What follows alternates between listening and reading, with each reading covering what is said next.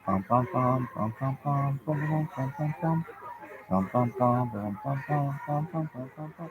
And my rabbi goes, "Oh, that sounds like Little Brown Jug."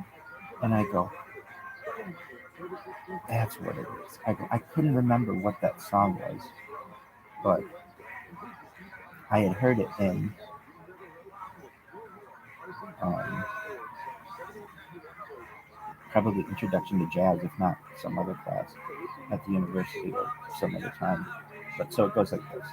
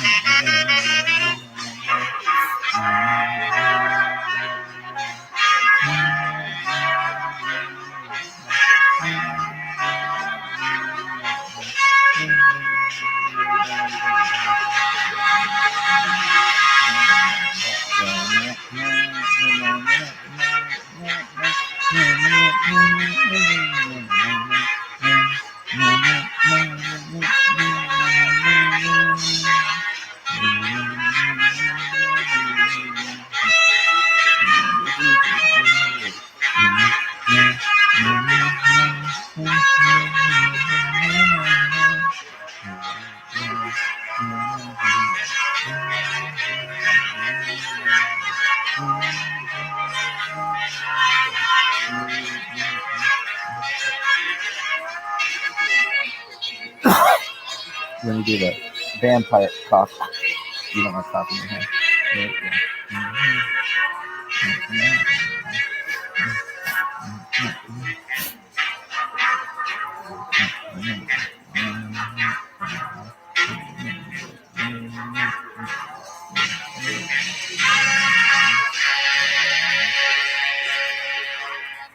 So we had a jingle that was going on the radio that sounded like a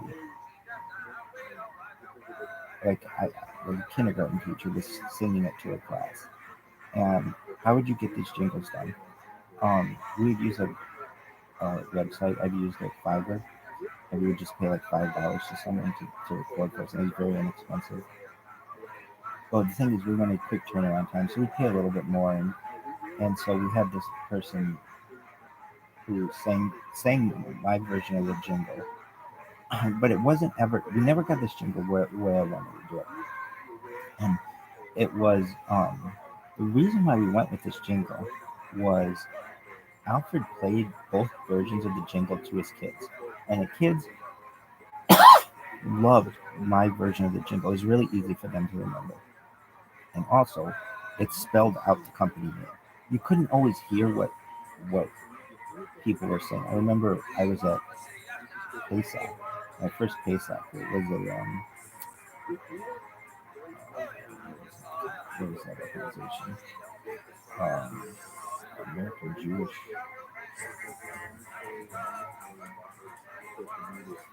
It was I've spoken with the guy green bomb guy from there. What is it? What is it called? Anyway, it's this place up. And I remember the first time I said the company name, and I wasn't the only person. People would hear it, and they wouldn't always hear it exactly correctly, the name of the business. So, what the hell is the name of that? Anyway, so this one day I come in, and I'm like, I was so thrilled. I came into work. It was a Monday morning, and I'm like, man, I don't know how to perform, but I'm gonna sing this version of the jingle to the people who work there, and if they like it, I'm gonna call Alfred and I'm gonna send it to him, and this is gonna be the version of the jingle. And I sang it to the people who were there, and they loved it. In fact, this one girl who was working there, Rosie, very attractive model girl who was working there as a recruiter, comes in, and she was like, she came in from another room when I was singing it, and she was like, "That's the most amazing thing I've ever heard." And I'm like, "Thank you." And uh, I'm like, "Well, I hope Alfred likes it," and he didn't. But yeah, it's just it wasn't his idea. He thought it was too old, but I'm like, no. So we continued with the kindergarten version, which was still the same jingle, but it was just a little different. So you can see people were like, "Sing it for us." We're like, all right. So this never aired, but it goes like this, and the one, and the two.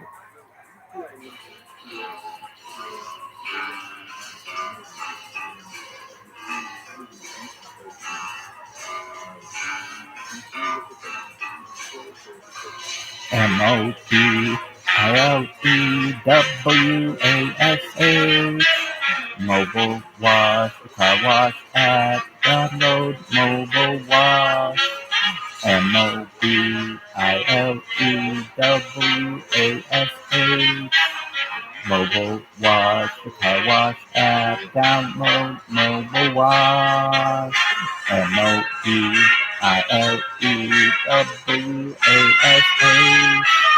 Mobile wash, car wash app, download mobile wash. So, why did you choose that? Look, and I remember when I said it at Shabbat. Well, so my rabbi was like, "Isn't that Little Brown Jug?" I'm like, that's what that is. I couldn't think of the song, but I do remember studying that in Introduction to Jazz class with Professor Dwyer. It was like I didn't know when the song was written, so I didn't know if it was still under copyright, and it was not. And I I remember my rabbits in the phone about her. The next week, she said, "You know, I was singing that song all week." She's like, "I was vacuuming and I was singing it," and I'm like, "I know it's catchy."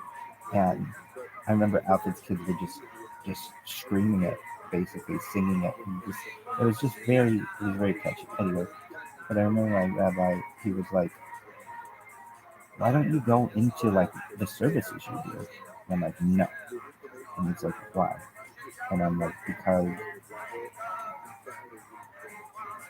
we are an app. We don't do the services." It's like I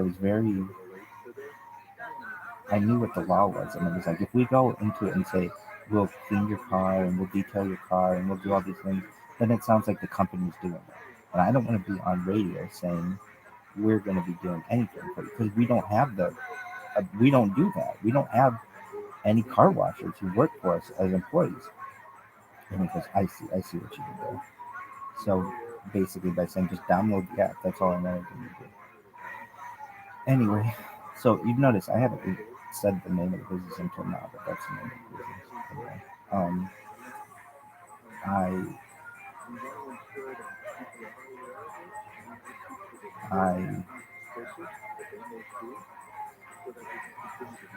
New story?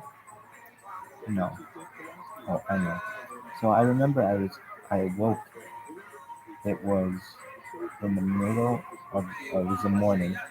It was like 5:30 in the morning, or yeah, I want to say no. We didn't play that early. We started playing our advertisements. Start from like 6 a.m. to 7 p.m. or something like that. We would have our advertisements just in that block because we wanted it to be during the daylight, and it's like we didn't want to waste money on that. So anyway, I think he changed his strategy now though, because he makes people up all the time. And you can get cheaper advertising at night, way cheaper. Anyway, um, I remember I awoke and to hear the other version went like this: MOBILEWASH, mobile wash, car wash app, download mobile wash, bum bum, and it's a good version as well. And I remember I awoke to my own jingle. I was in dead sleep. I was normally up earlier than this, but for some reason I had slept a little late, and I woke to my own jingle on the radio, and that was kind of a magic moment for me because here I was, very very poor, having no job, having moved here, having no future really. I was just trying to escape life basically, and I started in a kabad, and from there moved on to uh, like got a job, and now had been on TV and started an app, and now my words were on the radio, and now I had a jingle on the radio, which was kind of a dream come true from a marketing perspective, but also just like, I mean, I just looked through how many of you have ever had a jingle on the radio. If you're not a handful of people, including like Barry Manilow with a ton of them, it just probably hasn't happened to you. And then to awake to it, like unplanned, it was wild. So anyway, I was going to Chabad every Sunday, and I, and Chabad, it seemed like week after week, it was like, he came in with nothing, he was really dirty, and he restored the shul, and he got a job, got another job, then or got a better job, a more permanent job. Then he came in with like a hat of this company, so we knew what it was. And then he came in, he said he was going to be on television for it. Then he was going to be on, and I know it's so funny. He said, cleaning, all you ever do is stuff with cleaning. I'm like, no, you have to understand, Rabbi. It's technology. I mean, I can tell you, like, for my mom, I remember telling her, and she was just too far away to really know. But she's like, so you're working at a car wash? I'm like, no, I'm not working at a car wash. God, it's a technology company. Thanks, baby. What up, Joe? Anyway, there's something gonna happen on the back. So it was just every week something new was happening. It was very exciting. And then why'd you stop going to Chabad? It was on Father's Day. It was like Father's Day 2017. I told them that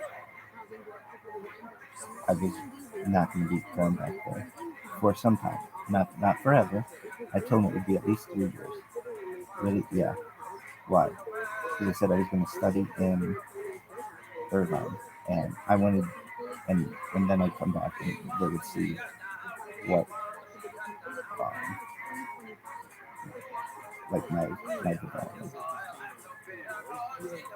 And I'll never forget. I was telling Rabbi Lipsker by the Bima, all the things that I was doing. And then Rabbi Moshe Weiss's kids and Rabbi Teitelbaum's kids, I think, were there. And I was telling them, like, hey, you're going to hear this on the radio. It's going to be on, I was really excited, on the Ryan Seacrest show and all these other things. So it was Sunday, June 18th, 2017. Was the last time I was at Shabbat.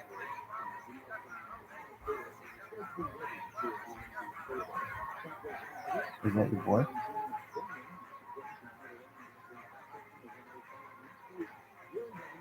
I think so.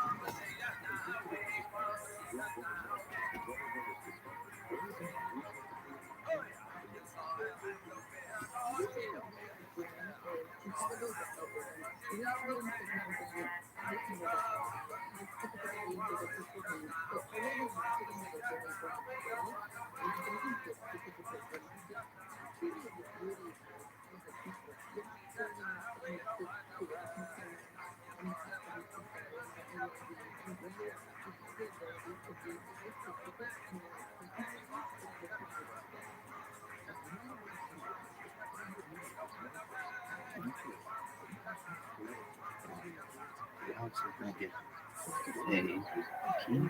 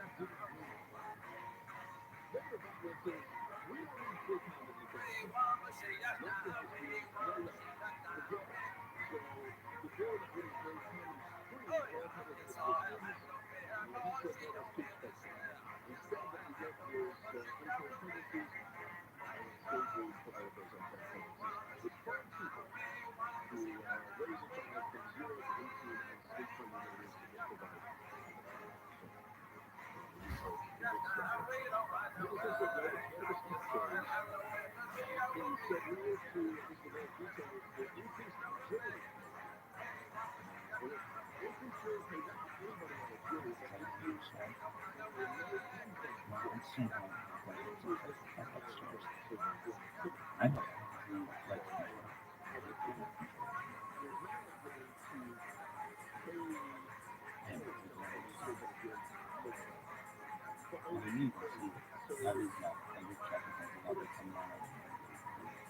You can buy that much.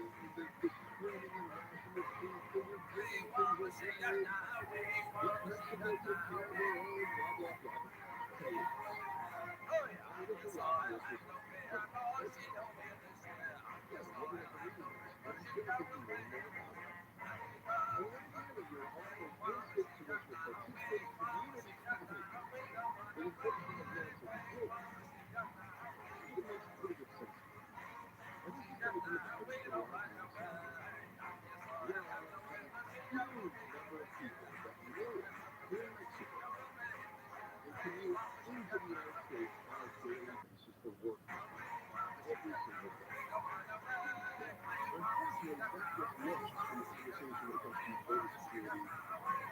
People at the border are generally, for many people, crossing the border.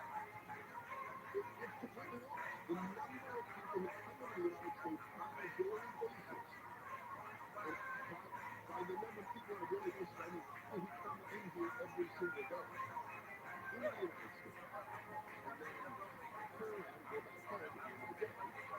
It's huge. Even though people, and I'm working on the radio station, but I was working with a couple people at the lab I was working at the time. She's not from the lab. She's a very smart person, but she worked with some people who would come in.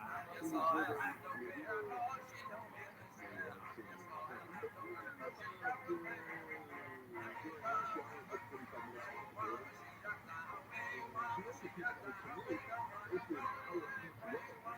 They were living in TJ or just outside of TJ. They were commuting into San Diego, through San Diego, and then to North County. And they were doing so because it was that much cheaper to live in Mexico than it was to live in California. And I used to never Mexican airports would close every single day from New York. Every day we would be people. The same way that we have people go to Mexico every single day as well as we do. And so this idea of offering instant tuition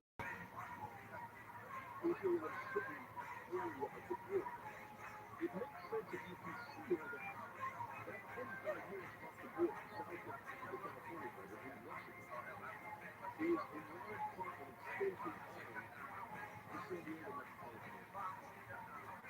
So even when it comes to like the real side, right? We got, well, can San Diego or Tijuana kind of close north for example, or something? And we've had conversations about this before.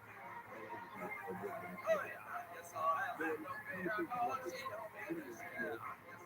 Political drama that has international events.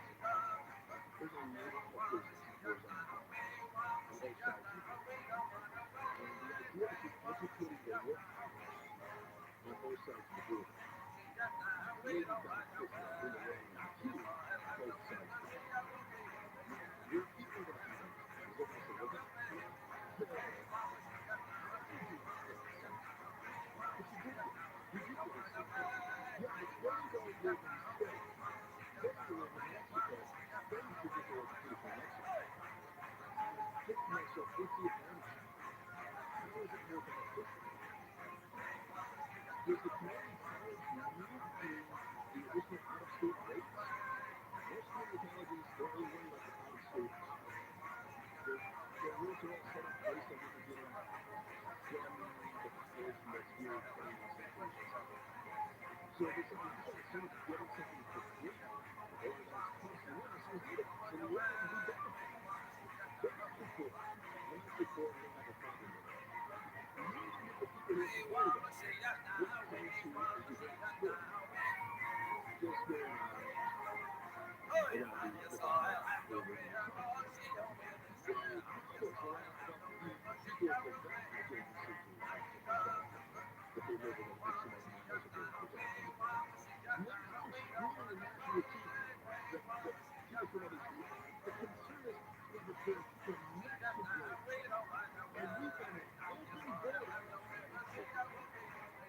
Good gracious, man. We have an open border. We don't allow people crossing the United States, and they think our policy is wrong, but the border is not open. You'll turn around and try to come back into the rest of the Colorado.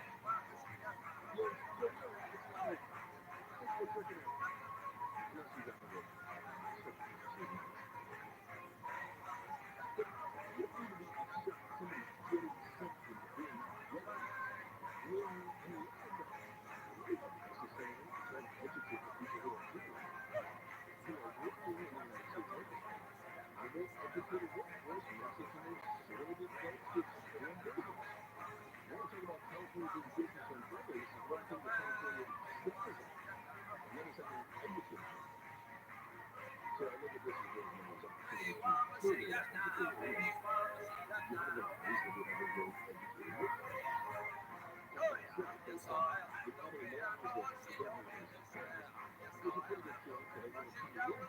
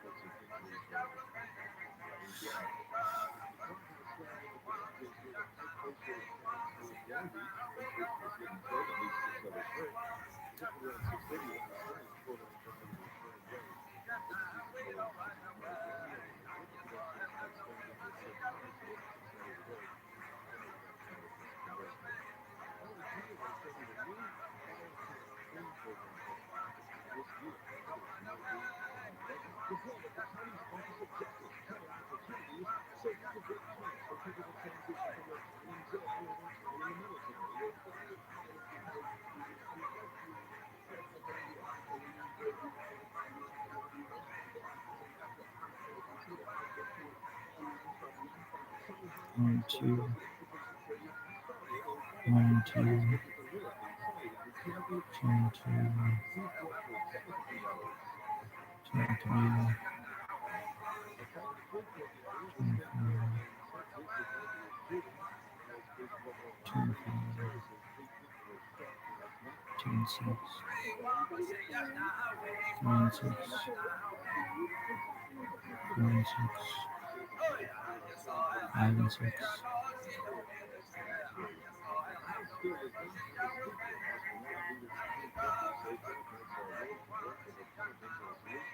6 and 6.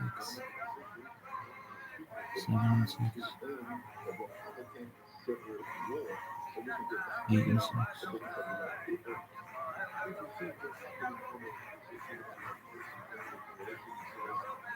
8 and 7. 8 and 8. 9 and 8. 10 and 8. 12 and 8. 12 and 8.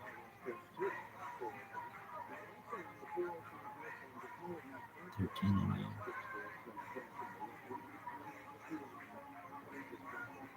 14 and 9. 15 and 9.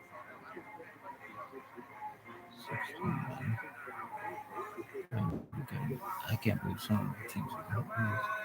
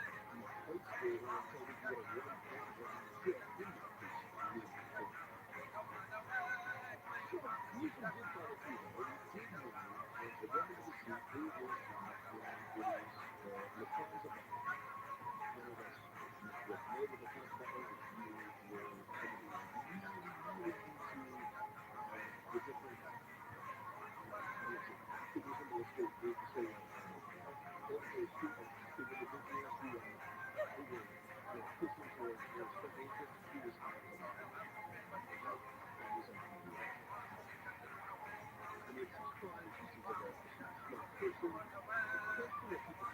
Jesse ever do the details?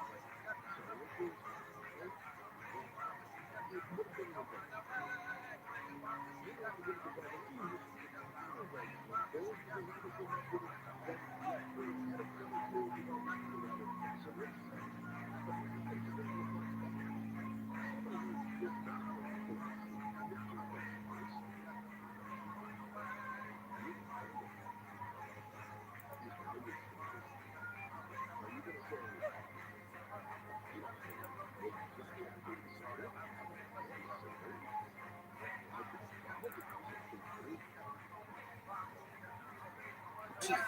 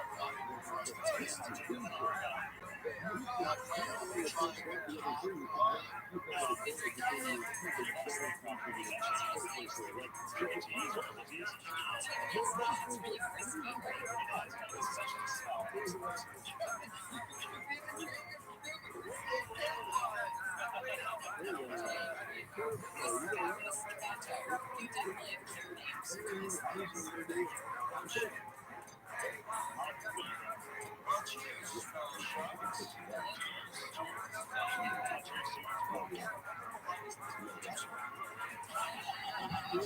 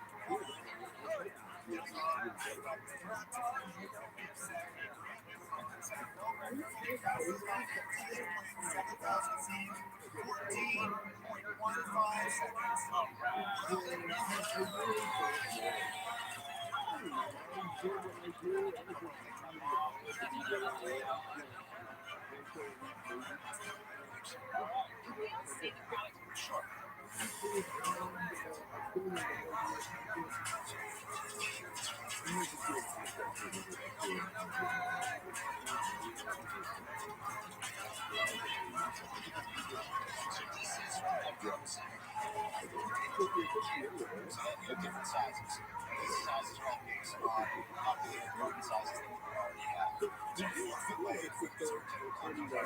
So if I have this my dog in my backyard, I line inside that. So you have line, you just put it there, and you water it to secure the corner, get the snakes that work, and then top of that as well.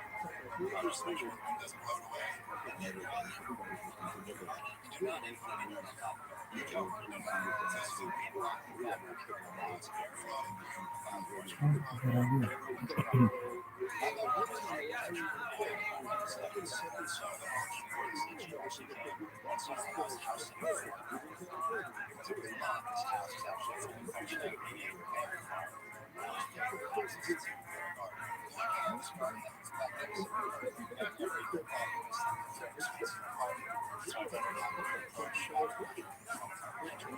So obviously some cost. So our small size cuts, these are container size cuts, right? So that's retailing for $3.99 or so for $7.50. Our small size cuts are $3 a bit. And how do we sell it? So our sales today are that that's the year. So we are 10 months in. We've only been in business for 20 years. Take contract 75%. Obviously, 5 times a seed. If you were buying 8 different varieties of seeds, then you need seed packets. Your seed packet for high quality organic non-GMO seed like ours is $12 your seed cost. We're artists which are really new growers. So the fastest growing garden demographic is millennials. How do you reach them? To retail. Sure, so we started this past spring 2 years ago. Business and we launched 600 stores. We take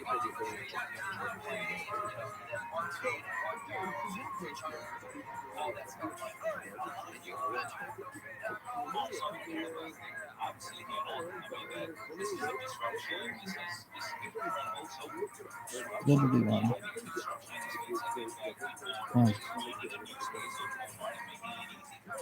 But I think I heard some other Charles say, you're saying that you are targeting millennials to be the first step towards retail. I mean, how do you make that part out? I think you have a lot of challenges because it was a lot more money.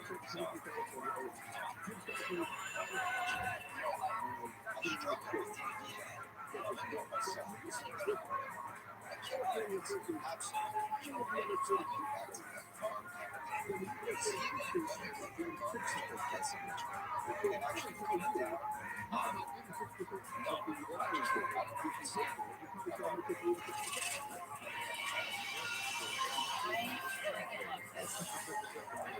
I love it for a lot of reasons. I'm a urban girl, so I never have to grow things, I grew up around any of that. But when I first went out on my own, I wanted to be a hydroponic farmer one day. Literally, no joke. And QVC is highly products, and they have a huge garden area, time of year. So I think that I could help you to get publicity out there, get people to know what it is, get some good sales fast, but you only have 160 some odd thousand in sales, right? So I'm going to offer you 500,000 for 20 chairs. You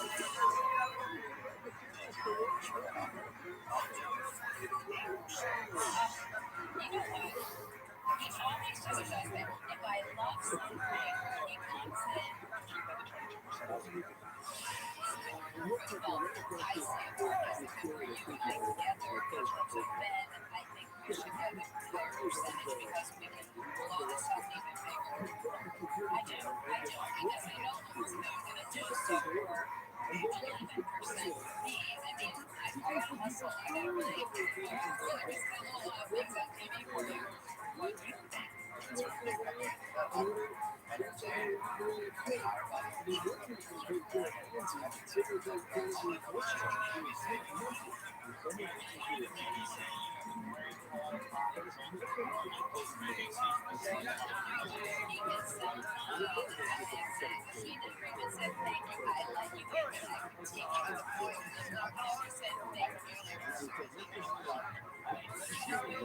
Bottom line is, you can nail the deal down.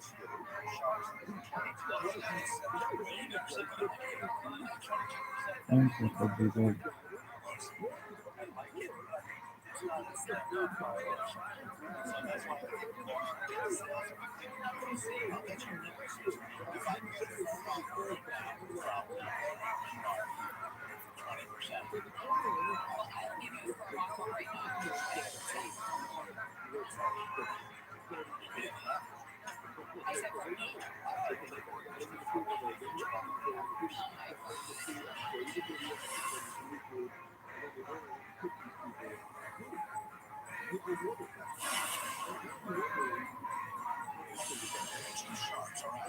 Cameron is seeking $500,000 for 10% of his planning innovation company, SendSheet. His offer for Lori, $500,000 for 20 cycles, is immediately overcome by Kevin's offer of $500,000 for 12.5%. You know what? He's just throwing out these offers just to like be me. He doesn't really want to do this job. He thinks that he just wants to win. Yes, I I believe in your product. Your offer of $500,000 for 20%. Yes, I looked at Kevin and said, I would do the 500,000 at 20% and still send you the letter because I know the hustle I'm going to have to do for you. I said 500,000 for 20%. I would love to take your performance without obviously one. Kevin, I really appreciate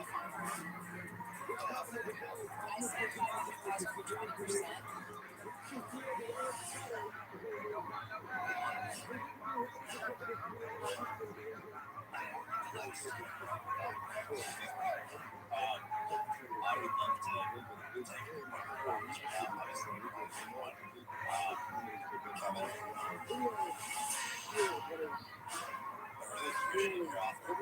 Thank you very much. I see the value in your experience on the home gardening side. Lori, I would love to do it with you.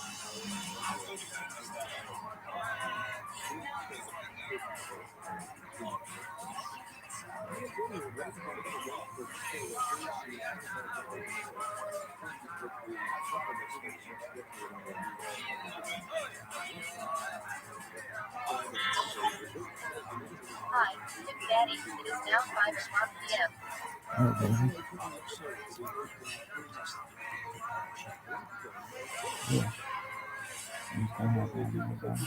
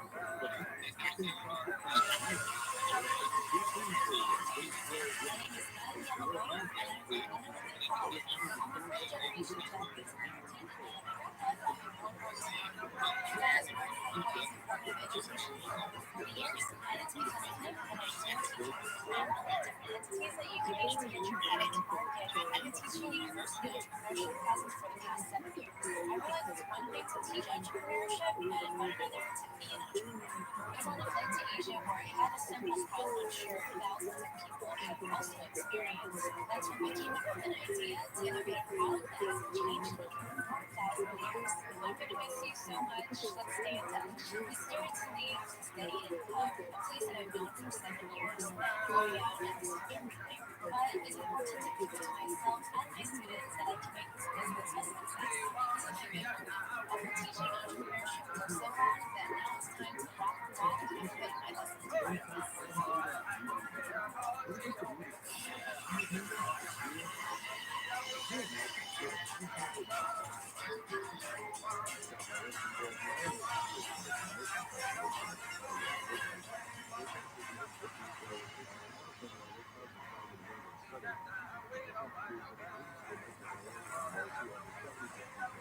Sharks? See that handsome sushi man over there? We got married 2 weeks ago. Excuse me? Thank you. Any chance to be carried? Plus, these slippers are really hard to reach. Konnichiwa, sharks. I'm Nana Nomoto, the inventor of Crocsticks from Honolulu, Hawaii. And today I'm seeking $75,000 in exchange for 12.5% of our company. Crocsticks is reinventing the hashi. Repeat with me, sharks. Hashi. That was awesome. Hashi is a Japanese word for chopsticks. Chopsticks are traditionally paired with what we call a hashioki. Repeat. But in modern e-commerce, it's very expensive for restaurants to maintain these straps, leaving chopsticks to lay alone on dirty, germy tables. Chopsticks have been around for over 4,000 years, and that's because the ancient utensil is simply amazing, but not without salt. For example, these chopsticks are circular in shape, and when placed on the table, they tend to grow hot. And these chopsticks are made of wood, killing millions of trees every single year for a product we simply throw away. But you split them apart, you can splinter. Crocsticks solves all these problems. Crocsticks is the first ever disposable chopstick with a built-in hook. Simply snap it apart horizontally the top becomes a rest. How to do that with traditional chopsticks is impossible. No more splinters, and Crocsticks is better for the environment. It's eco-friendly because we made our Crocstick out of bamboo. Simply put, Crocstick or chopsticks are reinvented. This is why sushi chef husband Ron is gonna pass out some sushis for you. Be right back, I'm gonna change into some.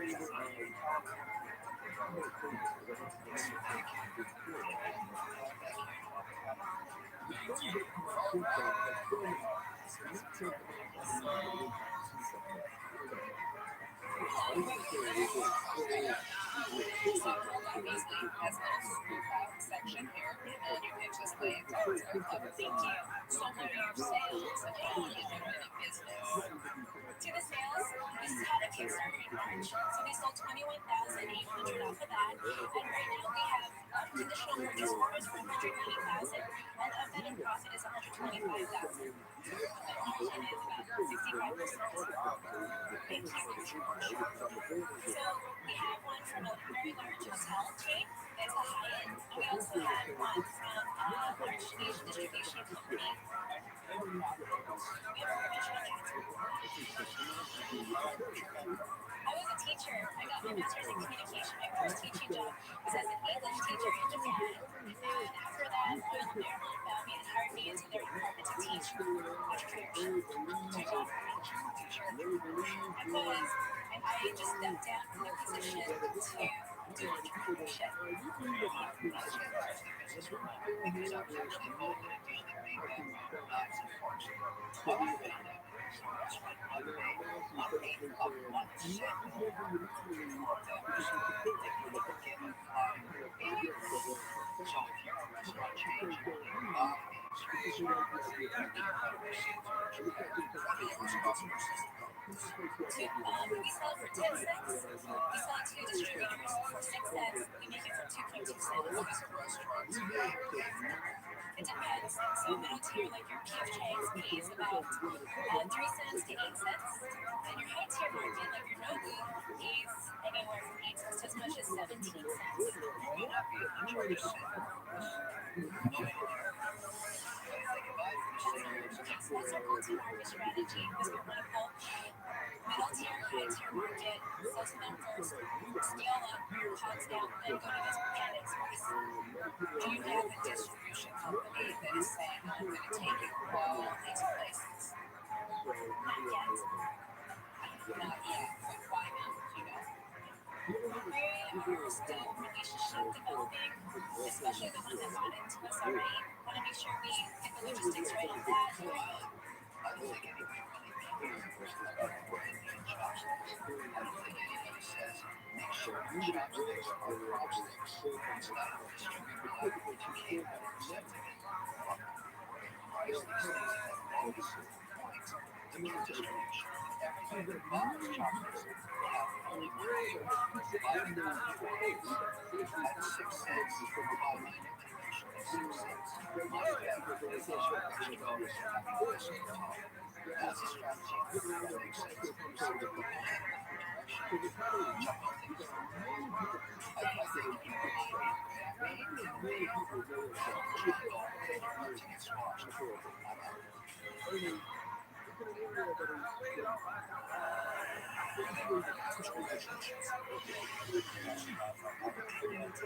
Representation. It's time to a little bit like the last question. I think you're being overrepresented. I think there's a lot there.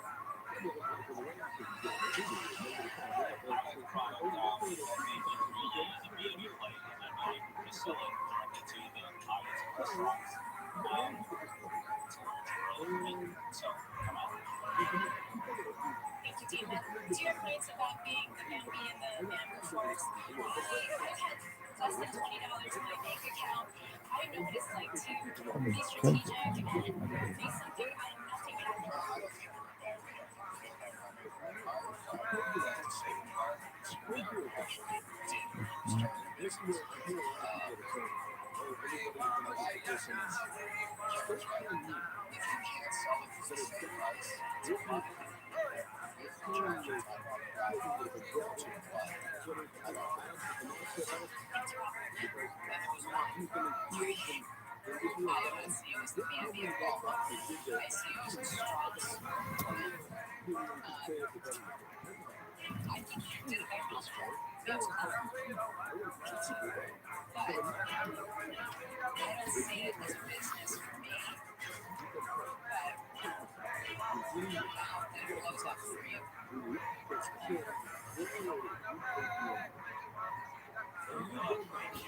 Thank you very much. I appreciate your time and the feedback.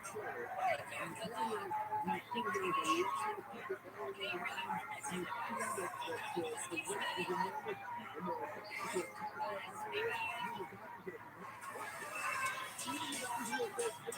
Good luck. Thank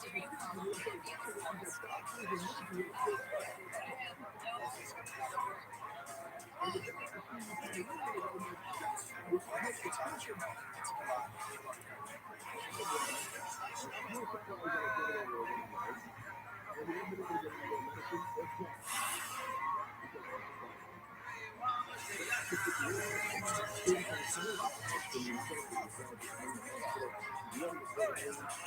Okay, you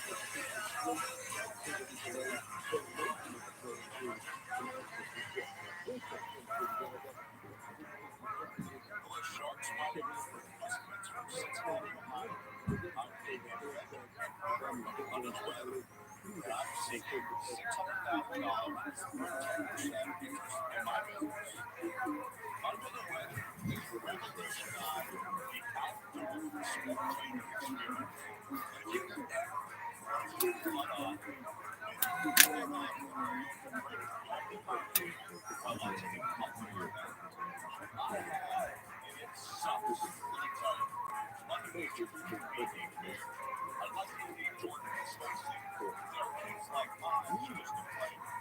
Excuse me.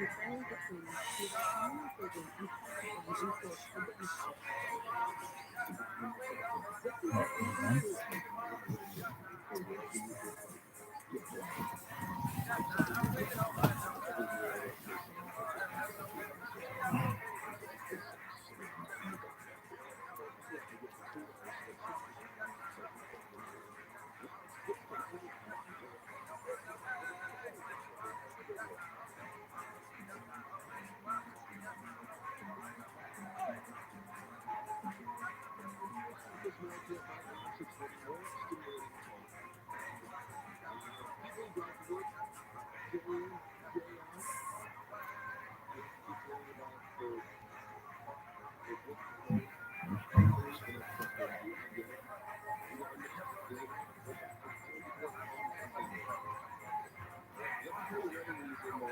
what was that radio station? KNX? How do you spell that? Or something like that. I think so. Something like that.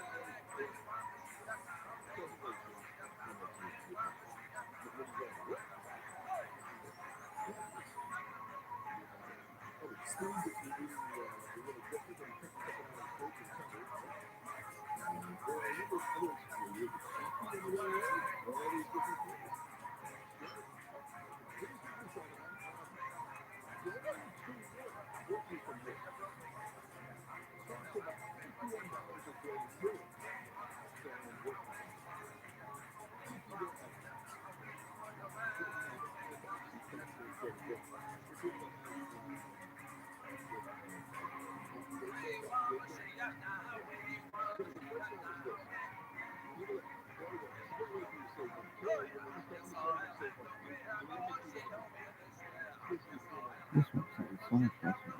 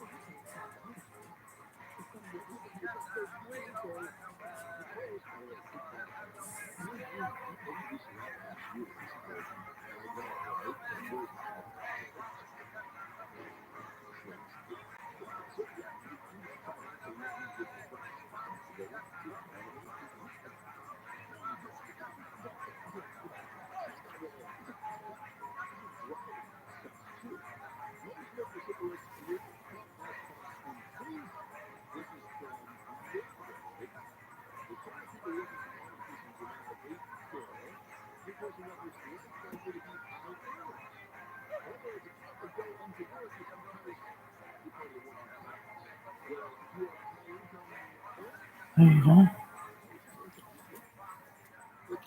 For the better deep take. That's fine. Shall I already? That ain't catch on that shit. The other fucking out shots out for this better than the police got. I hear that. Yo, fucking nice son of a first. Yo, fucking nice son of a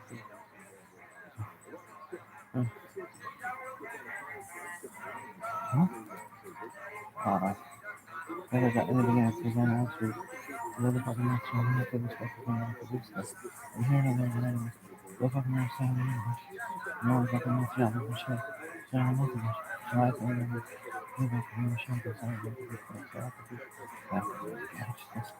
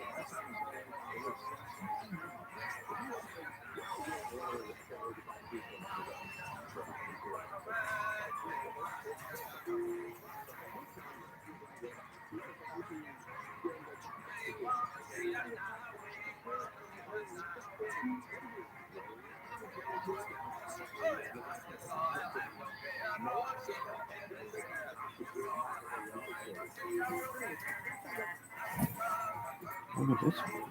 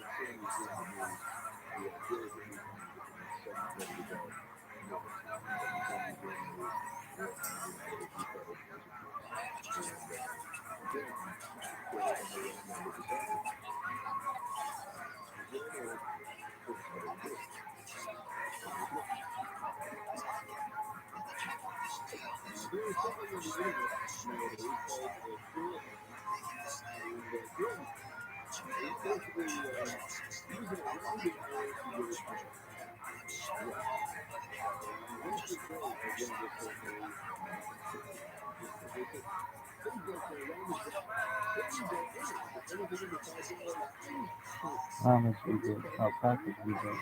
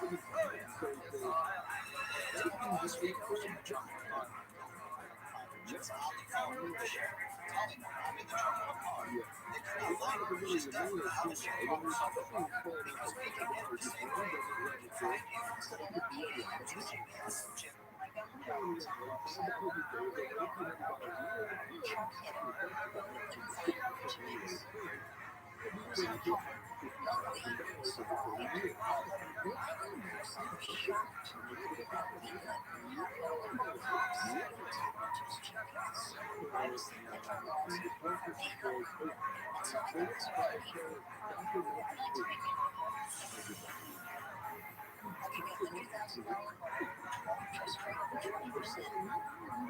$2 per set. I'm tired. Because your sweet spot on this is kind of like your first mattress. That's the business. And of course, I know that space sometimes. Because of about 7 years.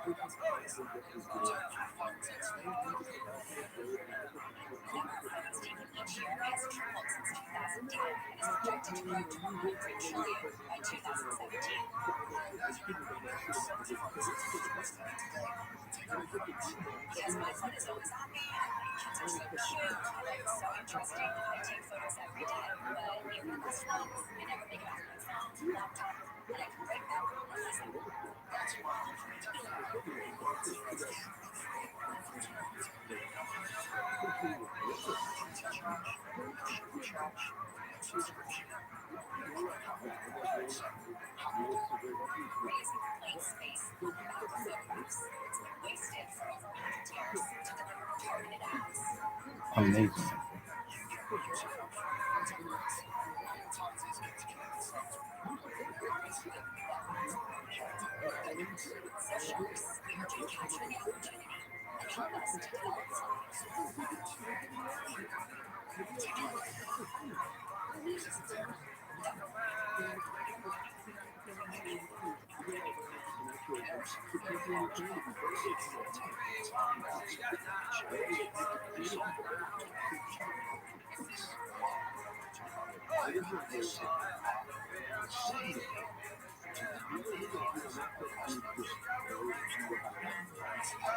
What's the answer to that question? Actually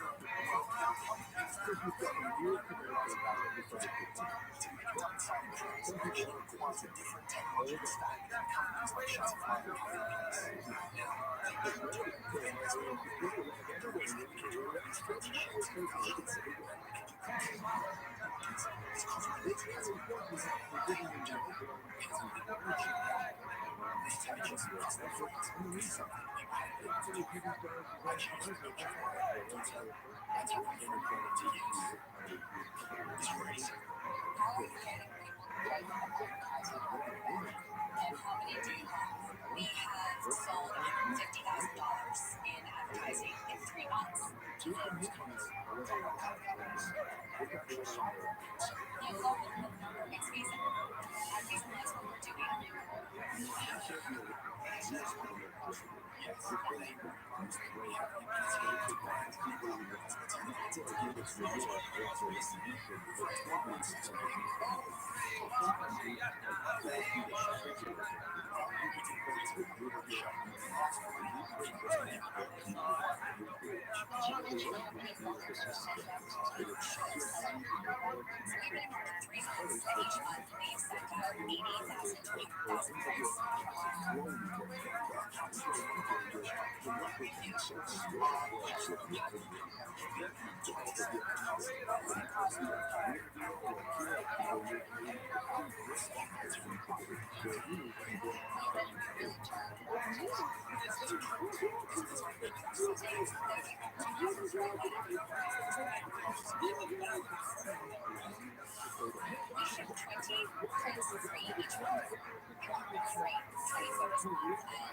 Prints are such high quality, it's the kind of thing you pass on friends or have in your cubicle at work, display on your coffee table. The reason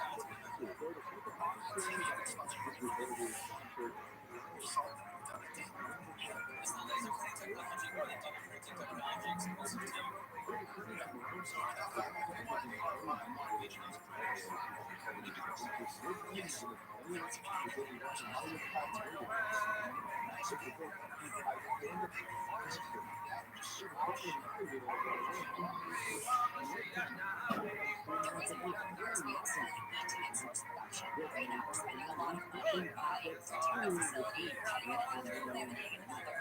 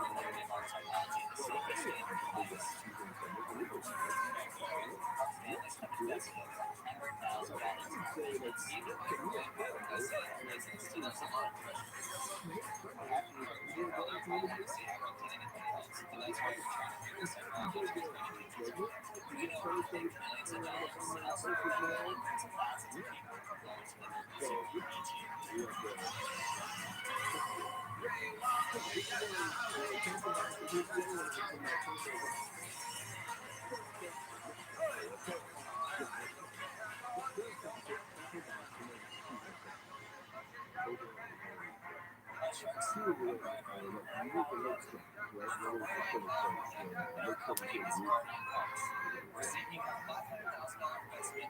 exchange for a 10% equity.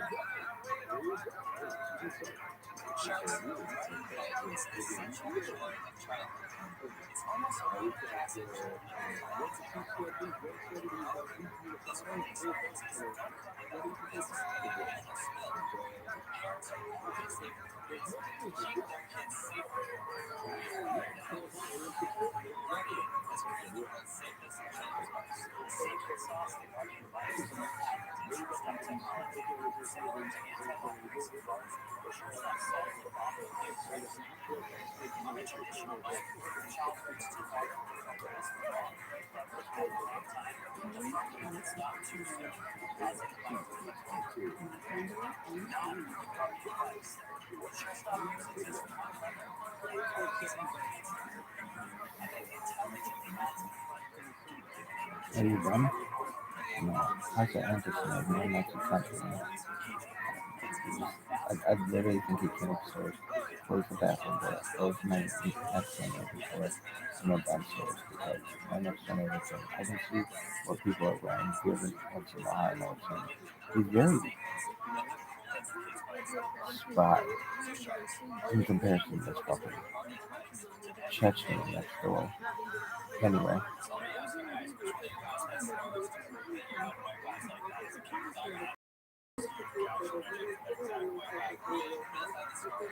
Who, who's your favorite? Your name now. It was Manny. I would say Boulder now.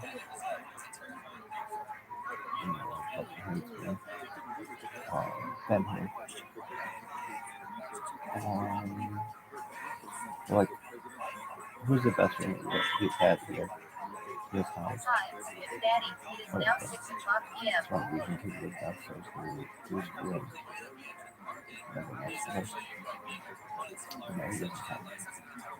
The people associate me and that's the only people talking. Okay, alright, he's it. And it's supposed to be talking about downstairs. I like over the most. And who bothered? And what's worse? Not gonna make you lives. Fuck or power.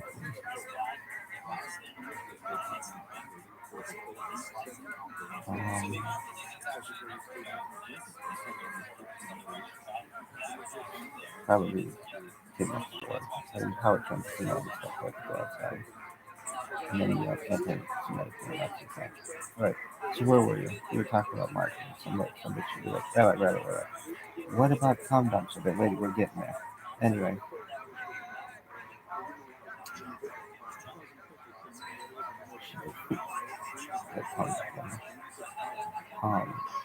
So what was your what were you saying there? Oh, well, then what happened?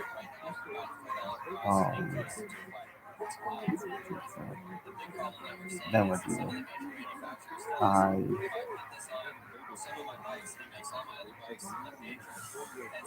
I made a jingle, and that started playing on the radio.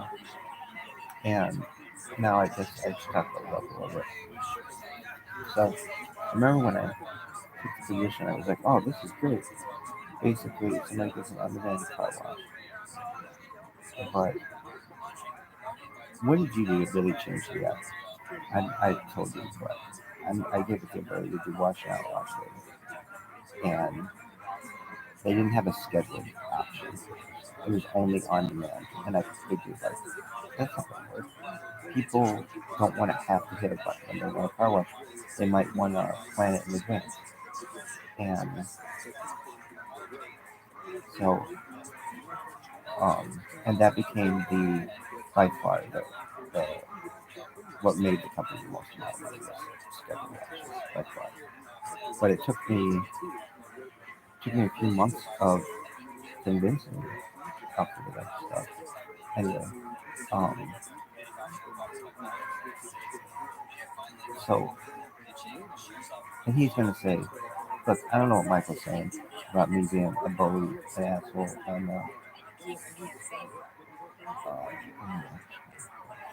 cheap. You're like, okay, fine. And he's gonna say, I don't know what he's talking about.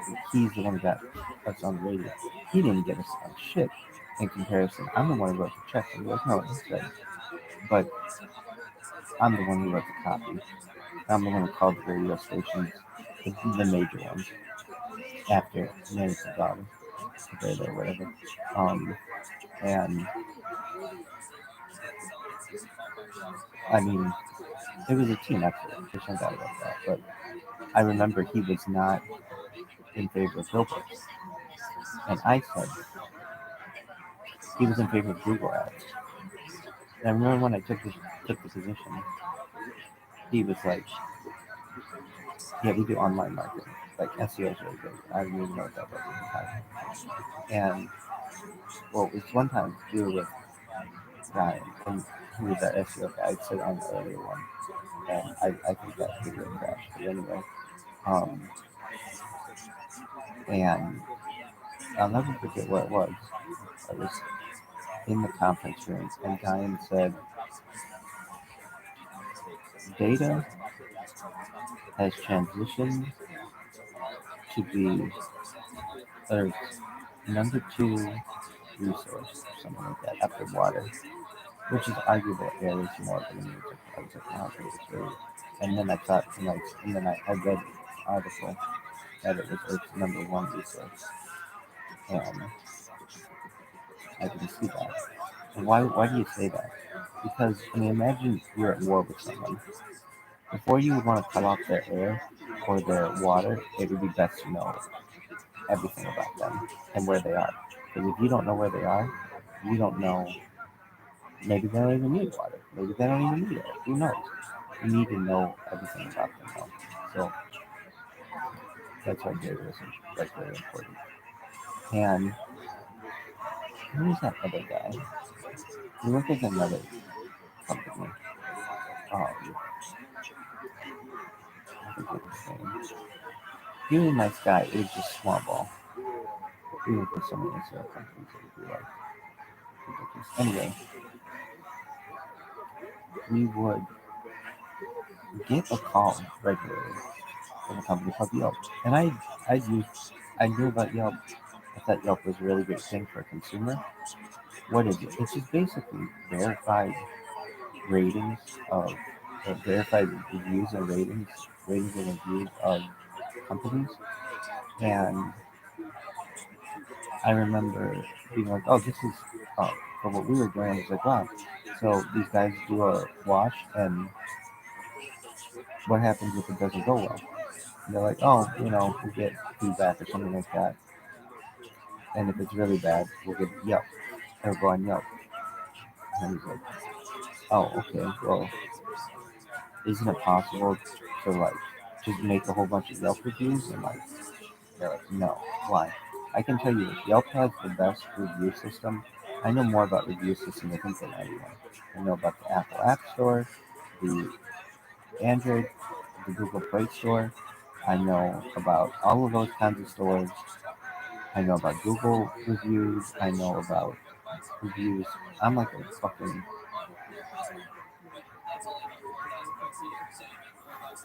guru, like a review guru. And I can tell you, Yelp has the most difficult ones to replicate. Why? They track your IP address. They track your GPS. They track if your GPS has actually gone to one of those locations. They track if you've been to the website. They look at your cookies and your cache and shit. Their app just looks through all your shit and then determines whether you're a real Yelper. And then there's Yelp Elite. What's that? It's people who have done enough Yelp reviews that they're considered like elite Yelpers. Anyway, it's basically people who like to take pictures of their food and they got to eat a lot. And I wasn't somebody who did that. So, but I would use Yelp. So what did you use Yelp? One time I yelled at fucking hospital because they're fucking scammers. and that got taken down. And I was really surprised, like, oh, so they took down some things, but not other things. And it was like, yeah, basically, like there are some reviews that are taken down. And then I got to learn. So we'd have these calls with Yelp, and I got to learn that Yelp is actually breaking the law, perhaps by transcribing everything that was going on in the telephone call. And we would later have a guy, he's cool, he's from Cotton, well, not Cotton, he's from Houstonville, and he knew someone, he went to Yale, and he knew someone who, at Yale, with him, went to school at Yale, who worked at Yale, and they told him, basically, they had created like digital profiles of people who worked at the startup, and that was, I thought, I thought that violated our privacy because we didn't give our consent for the telephone calls to be recorded, but nevertheless they did it. And I really think if people knew about that Yelp could get sued for that, and it would be perhaps it could be a class action lawsuit against them. I really think there should be if they were doing that. But anyway, and we would just get on the phone with Yelp and cuss at them, and well, not necessarily I would, but like Alfred did, and we just get frustrated because basically anyone could say anything they wanted about your business, and sometimes the review would stick, sometimes it wouldn't, and there was no rhyme or reason to it, and they would just say it's the algorithm, and that's what I said with them. These companies are just saying it's just the algorithm for certain things, and like you couldn't blame anything for it. So it's like the algorithm works. It's a computer system. It is what it is. What do you want us to do about it? It was very um, unsatisfying, but it was an answer that they would use, and it started to become a joke around the startup. Which is, if anything, if anybody got upset with anything, we would just say it's the algorithm. And so, what did you do? Um, so I remember the organization was spending $1,000 on Yelp ads a month, which is a good amount of money. And were you getting anything from them? Yeah, we get a little bit from them, but nothing major. Now we would get calls. I remember just random calls on the phone that would be from Yelp saying, like, if you're a small business, you don't want to be on Yelp. Yelp, there's a fucking documentary about it, and how Yelp is the modern day mafia. It's like the digital mafia to a company. Why? In the past, like you'll see in this documentary, people would be like, These are the sharks. people would be like, Achieved incredible success as entrepreneurs and investors. people would be like, yeah, we got a random call from somebody from Yelp trying to sell us advertising. We're a small business. We didn't want it. And then 2 days later, we would get a negative Yelp review. It was like, we weren't ever on Yelp before. We didn't even know what this company was. And then all of a sudden, we were having to, to fight Yelp on it. Now, there was even a court case about Yelp and some lawyer. I forget what it was. Somebody gave a lawyer a bad review, and the lawyer sued for libel or perhaps some type of defamation. And I don't remember. Anyway, this company is worth a lot, but they are digital mafia, and it seems like a real like. I remember talking about Yelp at Shabbat. I mean, I would talk about all this stuff. I remember though when I first started, and I was learning the more orthodox way of doing things. I said I didn't want to discuss work. I didn't think it was Shabbatic. But my rabbi said, "No, we kind of discuss it. We just don't work, but we discuss work on Shabbat. Not everyone does that." But he thanked me for asking about it, because one time all these people were asking me about work, and I didn't want to talk about it, and I didn't know. And it's a fine line. I mean, at some rabbis' Shabbat tables, you can't talk about work. In fact, I know some just Orthodox people in the same community, they will not talk about work during Shabbat. However, a lot of times at, with this particular rabbi, you could. That's the thing. It's very, it just depends. I mean, it's, it's just, it's, um, it's a minhag. It's just like whatever your tradition is, basically. Anyway, um, so what did you do? I end up learning about Yelp because I thought Yelp was great at first, but then when you're on the other side of Yelp, Yelp is terrible for business. And I would say, are you glad that Yelp exists? I would say that it would be better to just have more of a free speech platform, so you could go on there and say whatever you want about a company.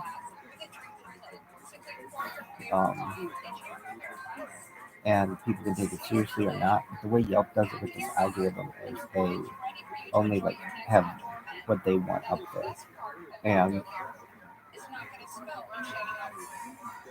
what they would allow you to do is you could respond to people's complaints or compliments, and we did both. We were really good about that, about thanking people for compliments and 5-star reviews, and if somebody gave us a 1-star, it was like it would ruin up and say we would get a 1-star. Luciano is the person who originally started, like he was on the email, and he'd come to me and say we got a 1-star, and I'd be like, okay, what the fuck does that mean? He'd be like, you don't know about Yelp? I mean, this is when I first started. I'm like, I know about Yelp, but what's the big deal? He's like, oh, businesses, like, at least for us, it's really important that we maintain like 4.5 to 5 stars or something like that. And I'm like, well, all right, what do you want me to do about it? And he's like, well, aren't you going to tell Alfred? And I'd be like, I mean, how efficient is this system that I'm not his boss? And he would talk to Alfred all the time. He was just afraid to tell Alfred about it. And Alfred would know because he would get it on his phone. So I would call Alfred and be like, yeah, so what do you want us to do? And he'd be like, he would ask me to call the people and see if I could talk them out of, if like sometimes he didn't like giving washes away, but he'd sometimes be like, look, you give them the wash and see if they'll take it down, which goes against Yelp's policies. Now here's another thing. One of our competitors did that, and they got a big red bar across their page that says Yelp Yelp has learned that this company has paid for reviews or something like that. And then Yelp took that down for our competitor, and it's like, well, wait, what did they do? And it's probably, I'm not sure, but I think they paid for more advertising. Basically, what Yelp would do is, let's say, I don't know, you got a lemonade store, just whatever, and all your friends and family go to the lemonade stand, and they like it, great, but you're like a really small lemonade stand. You don't care about advertising that much. I mean, it's just a small lemonade stand. Maybe you just make it enough to get by or whatever. Yelp will call you. They'll go through business listings at the Chamber of Commerce, and they'll call you and they say, hey, you probably aren't that as big as you could be. Why don't you start advertising on Yelp and be a bigger lemonade stand? And then you'll be like, well, we're small and it's pretty expensive to advertise, so we're not really that interested in doing it. And then within the next week, you'll have a profile created on your business that you can claim or not, and then you'll have a negative review. And it's like the mafia. Literally, what the mafia used to do, kids, whether it was the kosher nostra, the cosa nostra, whatever it is. I'm the head of all the mafias. I'm the head of the Yakuza. I'm the head of the Triad. I'm the head of the Cosa Nostra. I'm the head of the Kosher Nostra. I'm the head of African, Indian, the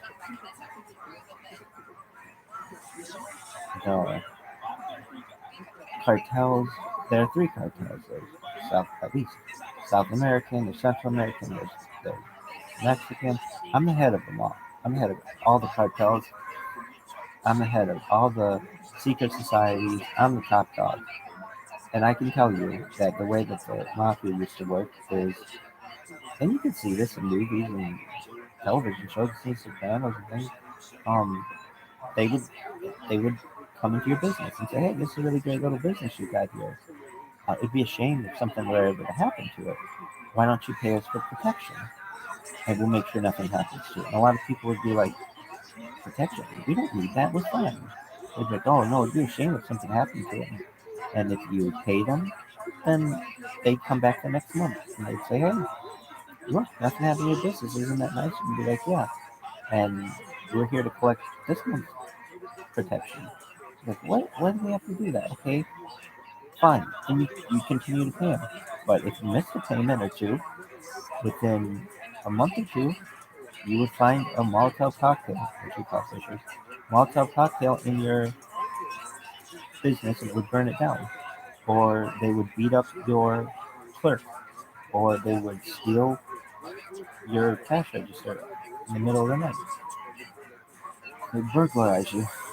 Or they'd rob you as a shop owner. You basically had to pay protection money for the business. Yelp does the same thing, but they do it digitally. And so instead of them knocking on your door and saying, "Hey, you got a nice business here. It'd be nice. It'd be a shame if something happened to it." They call you on the phone and they say, "You got a nice business. Why don't you advertise with us?" And that's basically them getting their protection money. And if you don't, then you'll have a profile created on your business, and then 9 times out of 10, within a month at least, you'll have a negative review about it. And for a small business, for your little lemonade stand, that'll make or break you. Yelp is very important to small businesses. Now you'll get to a point where you can look at McDonald's or Burger King. Read McDonald's and Burger King Yelp reviews. They're fucking hilarious. McDonald's has a 2-star on Yelp, 1.5 star on Yelp. Burger King has 2 stars on Yelp, 1.5 star on Yelp.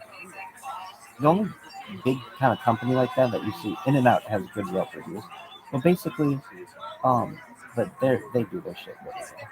But like basically, you get to a certain size of a business, Walmart, Target, they don't give a flying fuck if you put a negative Yelp review on it. They're Walmart. They're the largest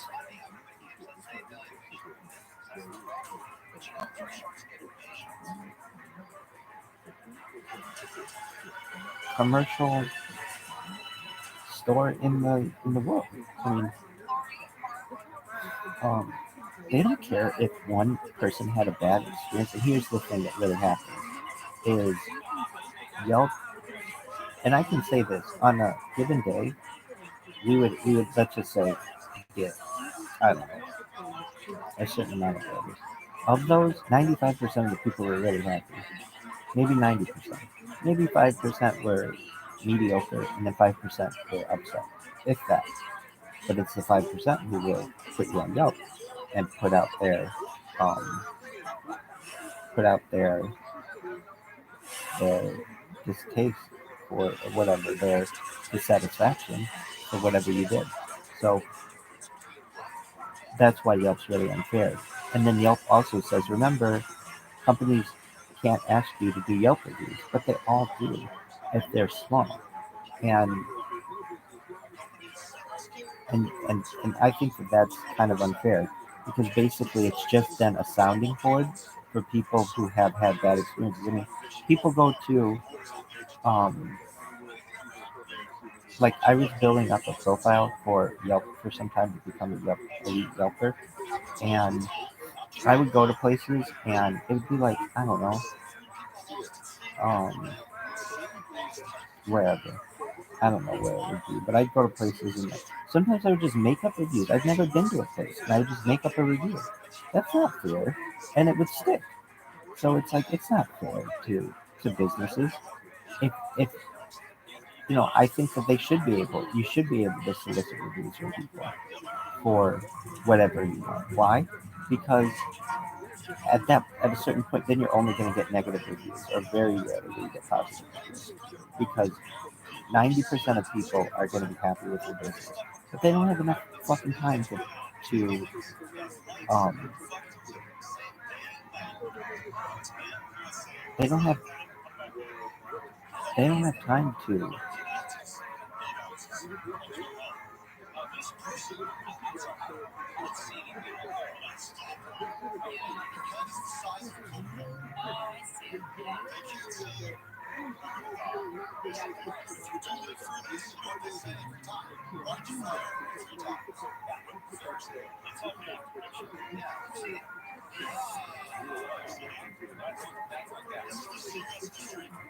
that's cool.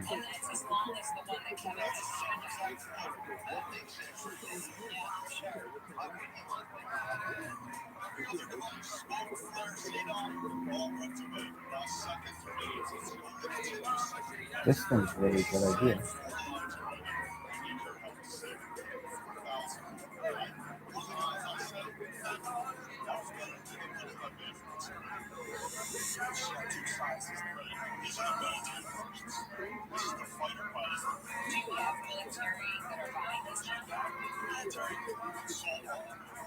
Anyway,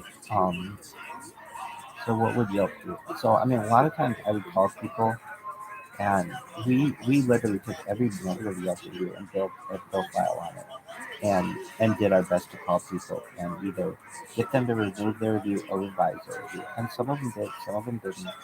But it's like, to me, it's unfair that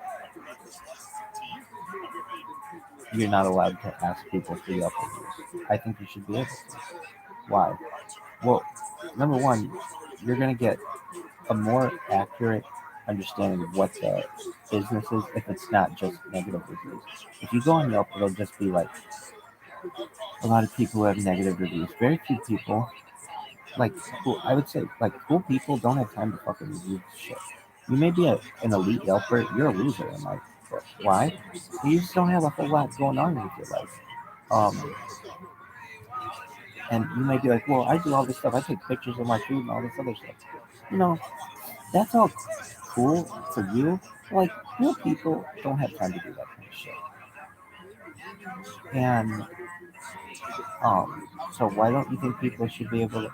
I just think you should be able to ask for people if they had a good experience. You should be able to ask them to talk about that experience. And Yelp doesn't want that, and they will put a big red bar across your business if you ask for it. And I can tell you how much it is per review. I know how much people can get paid to do reviews. It's over $100 a review.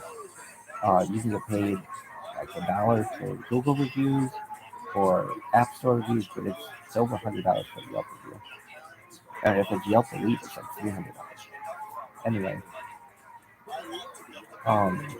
it's like, and people aren't supposed to be doing that, but they do.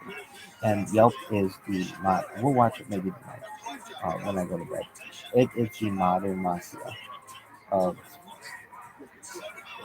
the digital space, and it seems really good, but it is a nightmare when you're a business owner or work for a business. You have to take care of these things. Now, people might say, "Well, just do a good job every time." Yeah, but I mean, you can't please everyone all the time, and so I can tell you, just companies that are very successful: Walmart, McDonald's, Burger King, Arby's. Read any of their Yelp reviews. They all have like 2 stars, 1 star Yelp reviews because people are only dissatisfied with the people will only Yelp. They call it Yelp. But people will only write a Yelp review, if you are dissatisfied for those kinds of businesses. However, that's very deceitful because Walmart, most people have a very good experience there, or McDonald's, or Burger King, or Arby's, or Chick-fil-A, or wherever, In-N-Out, wherever you want to go. But those businesses have no incentive to have a good Yelp presence. There's absolutely just, I mean, read McDonald's Yelp review. They don't give a shit about it. McDonald's is still advertising like a motherfucker, making sure that you know about their product, and they don't. And I know 99% of any person who walks into a McDonald's has a positive experience. Really, 99%. So, truthfully, Yelp for McDonald's should be like 4.9 stars because most everyone has a positive experience. If you want to read the dirt on that company, you could go to the negative reviews and filter by 1 stars and read what those people have to say. That to me um is accurate. So I would say Yelp is very disingenuous. Now, usually people know what they're getting out of McDonald's, so no one goes to Yelp for McDonald's or Burger King or Arby's or Hardee's or Carl's Jr. Wherever you want to go. Once you get to a certain size, you don't give a shit about it anymore. Additionally, um, they're like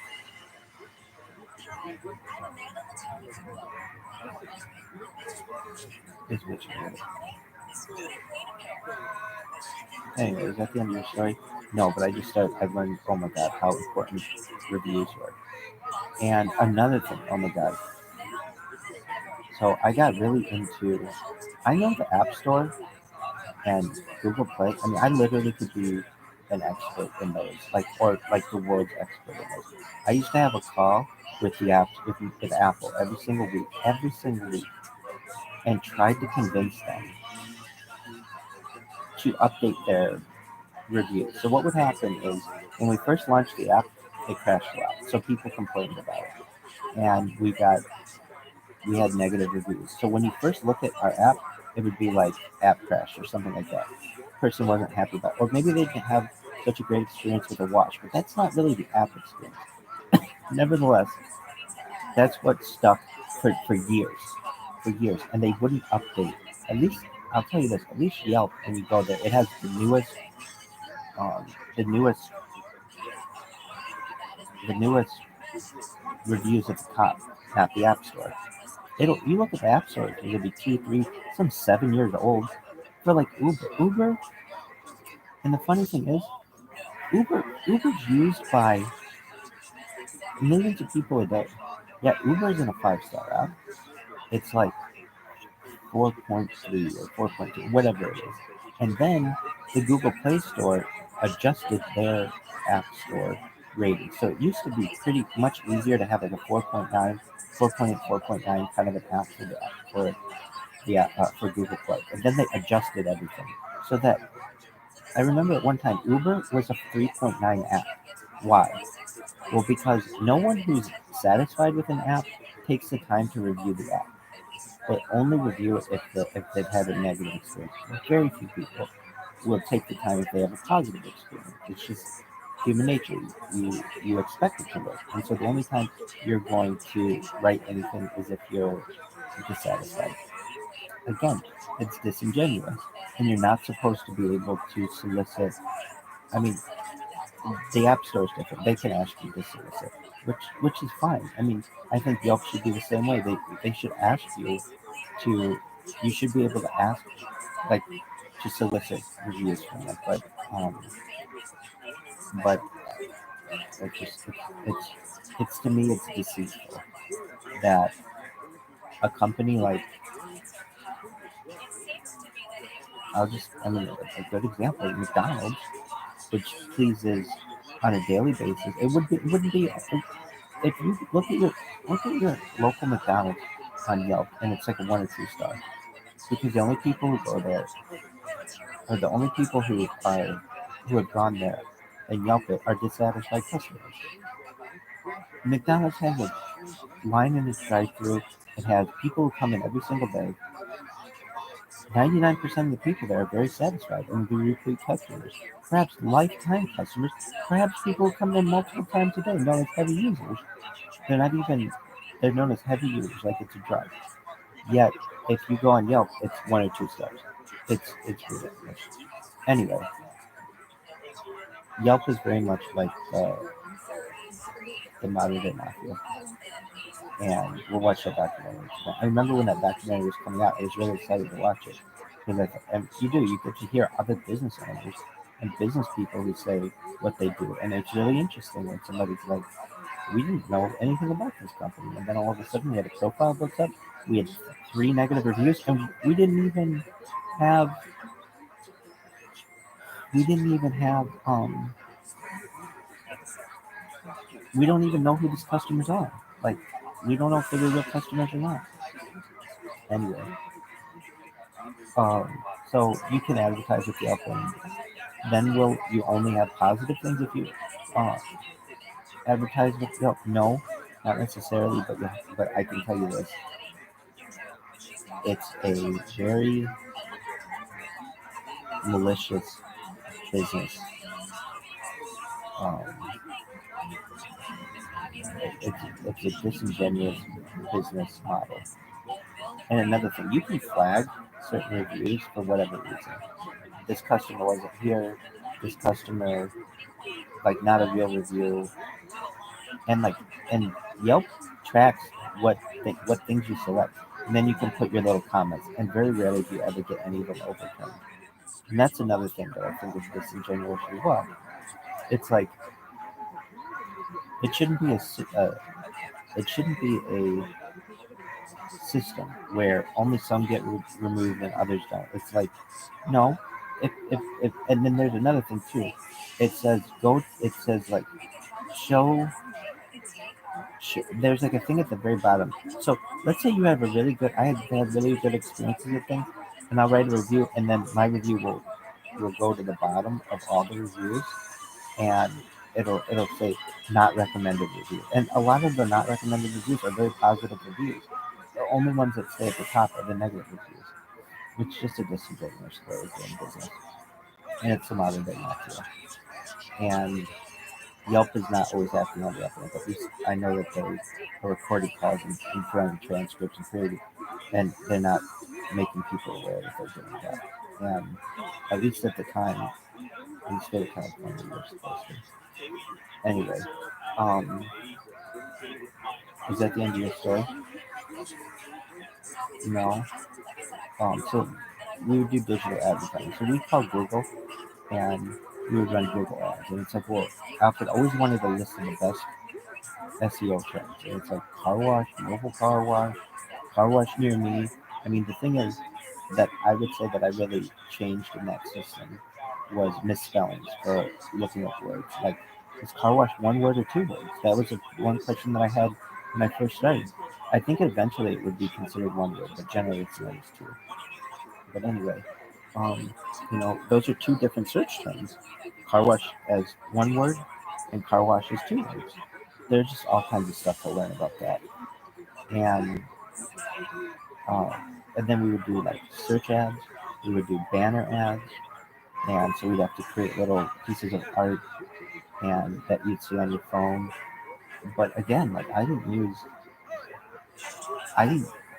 see ads, or I do my best to avoid them. I see a ton of them, but I use pop-up blockers, and so and I know anywhere between 0 and 10% of users do as well. So it's like I made the argument that, look, people in their cars in LA all the time. Why aren't we on billboards? Alfred one day, he's like, all right.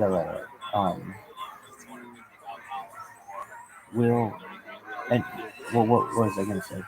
He's going to say that, look, I'll say none of this could have been done without him and his checkbook. However, all of this took him convincing for him to do it. Really? He had his way. And I said, billboards they're out there, they're visible. And he said to me, okay, fine, give me a billboard guy. And so what I did is I contacted all the major billboard companies, and we had them come in. What were their names? I don't remember the names. I remember one guy was Russell or something like that. He was cool. He was for out front. That was our big one. And we there were some other ones too. Milk Money was one. I don't think we ever did this one, but there's another one. Like these smaller ones. Lamar was a big one that we did. Basically, what would you do? We would purchase remnant boards. Well, I would say Alfred did, but I mean as a business, we would. And we so what's remnant board? It's I think the best way to buy billboards, which means because it's the most bang for your buck. You wouldn't be a lot of times you would be in the nicest areas, but you wouldn't say where you wanted the board to go necessarily. Well, you would. They would say this is how they do it. There are a bunch of people who say we only want to be in these areas, and so it's like fine, you can only be in those areas. But then there are a bunch of other boards, and you can choose which ones you want. You just aren't always picking the nicest areas, but our billboards were in the nicest areas because a lot of times those people at the top of those drop out, and you get put there. Sometimes you're there for longer weeks. I would tell you this as well. The Look, we would do Facebook ads, and we would do, and like I hear these guys talk about Facebook ads. We would do Instagram ads. I mean, you name it, we tried it. But how do I really know that 50,000 people saw my Instagram ad? I don't really know that. There's no way to necessarily confirm that. However, I mean, sometimes you'd be like, a friend would be like, oh yeah, I saw your ad. And I had people who would say that to me. But what I can confirm, like I look at all these shitty apps that I have a lot of times that have Google Play Google ads, and it's like, who's paying for this? I mean, it's usually like people who don't know that. Yeah, they're getting an impression, but it's like on some shit app that nobody gives a shit about which no one gives a shit. When billboards, it's like undeniable. It's there. You can't miss it. You see it everywhere. And it took some convincing, I remember, Alfred, to do billboards. But everything took convincing with him. And then what'd you do? We were going to, we started to,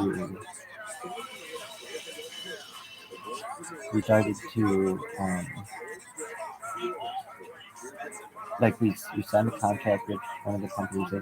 I forget which one was efficient. I think Outfront was, which is really a big one. There'd be another one, WOW, whatever that one is. That one would be big too.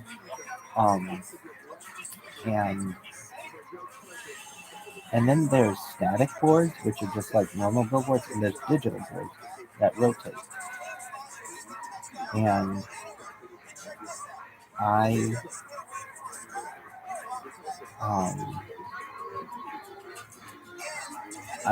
what did I do? I mean, in the city of Los Angeles, if there's a billboard, chances are, I mean, dollars to donuts, 9 times out of 10, our company had a billboard. Like, we had every billboard in the fucking city. Whether it was on Sunset Boulevard, Santa Monica Boulevard, Sepulveda, Imperial, the 405, the 5, the 10, we were on every fucking billboard. And so you have to design these billboards. I remember the first time we were designing billboards, we didn't know how to do it. And so like we did it as a team, and we just made them like what our flyers look like. But there wasn't any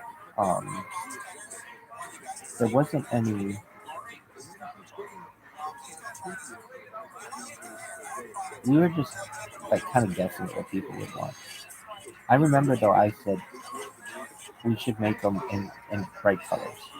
And I was told we're gonna go with blue. Blue reminds you of color and it's clean and everything like that.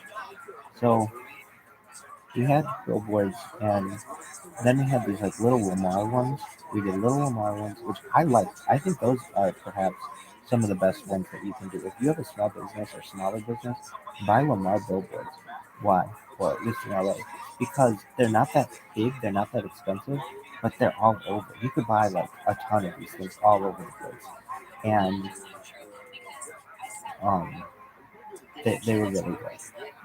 And but I mean, then we did these out front ones that were more poster boards. Then we did.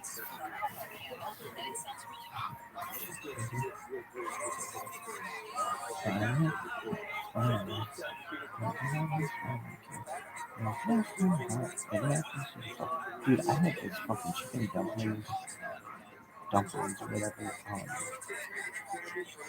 Chicken and dumplings and noodles last night, and it was very good.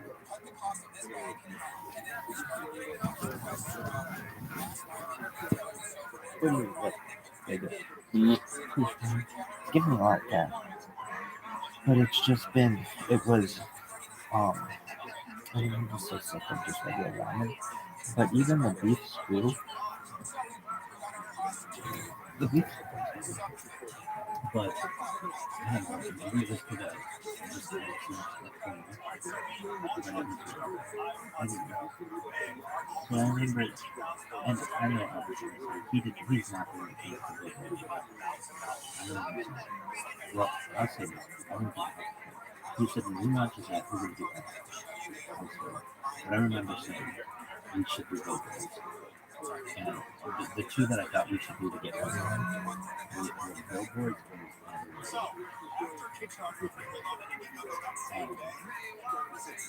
because I felt that the billboards, because you can't deny that a radio ad is playing. Like they confirm to you, you get a thing that confirms the radio ad playing. And you can hear it. And also you can confirm that your billboard is done correctly. If you just spend money on Yelp ads, it's like, okay, I don't know. I don't know if it really did. Like maybe they had a glitch in their system and it just used all of my budget on their glitch or whatever. It's just too easy to make a mistake. And again, I would be like, I don't see ads. So since I don't see ads on my computer, it's kind of rude to have those kinds of ads. I mean, I understand on some of the devices they work much more, but like, and that's another thing. Are they showing it on a desktop or mobile? Are they showing it within an app? Like, there's so many variables to it, and they don't even fucking know. Really? Yeah, because I've been with these advertising people who have tried to sell that company digital advertising. I really did.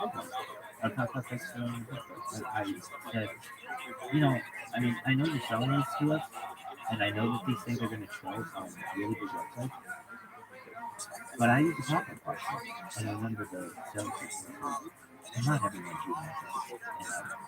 Like, she wasn't being mean to me, she was like, that's a really smart way to do it, but not everyone do it. Like, most people aren't that smart. And I said, yeah, but are we still getting charged for that? And she didn't. You are still getting charged for it. On their end, it's showing, but on your end, it's not. Or on the user end, it's not. And so you're still getting charged. So basically, I would say that like companies should reimburse their customers 10% on any of their digital ad buckets because or whatever, because their stuff's actually not getting seen, but they're getting charged for it. Like when like here's a perfect example. I mean, I guess this could happen with a lot of things, but you can tell us. Okay, so I remember like we had a lot of people who were Well, firstly, when we first started, we got so many calls from people who wanted wanted us to advertise. It was overwhelming. Oh, we would also do, so that's what we did for customers. And then to get washers, we would do, um, we would advertise in, what was it? It was the name of the newspaper out there, El Paso. And basically, like, that's a paper that a lot of um, Spanish speaking people, and that's where a lot of the people who were uh, needed positions here.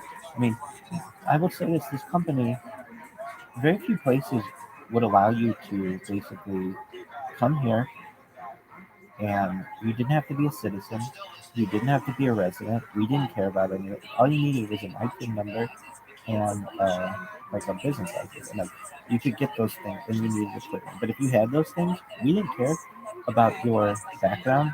You could have been, well, at a certain point, we started doing background checks on people, but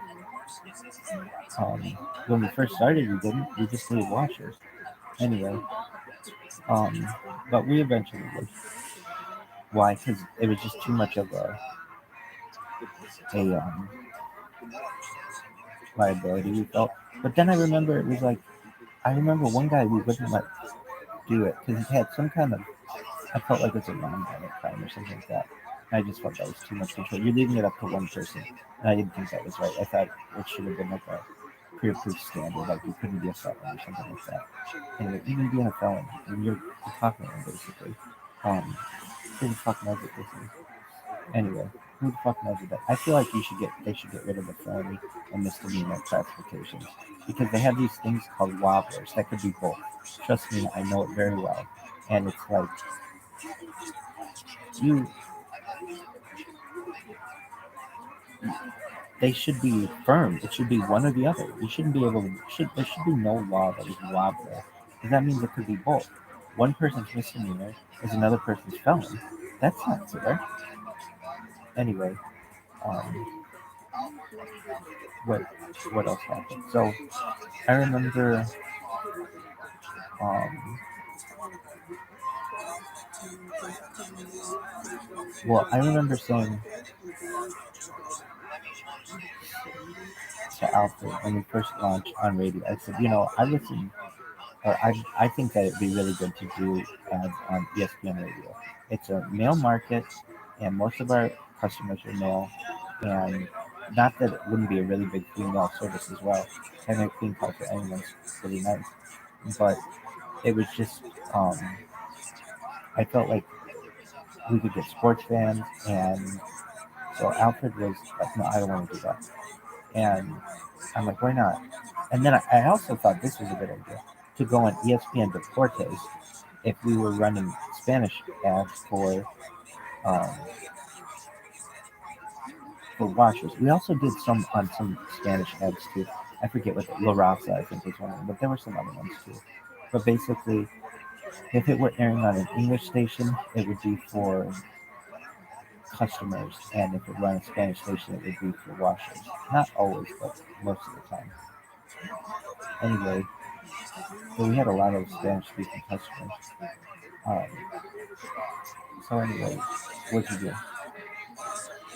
Uh, so I said, I think it'd be really good to be on ESPN radio. And Alfred originally was like, no. Now he's going to say, I didn't say that.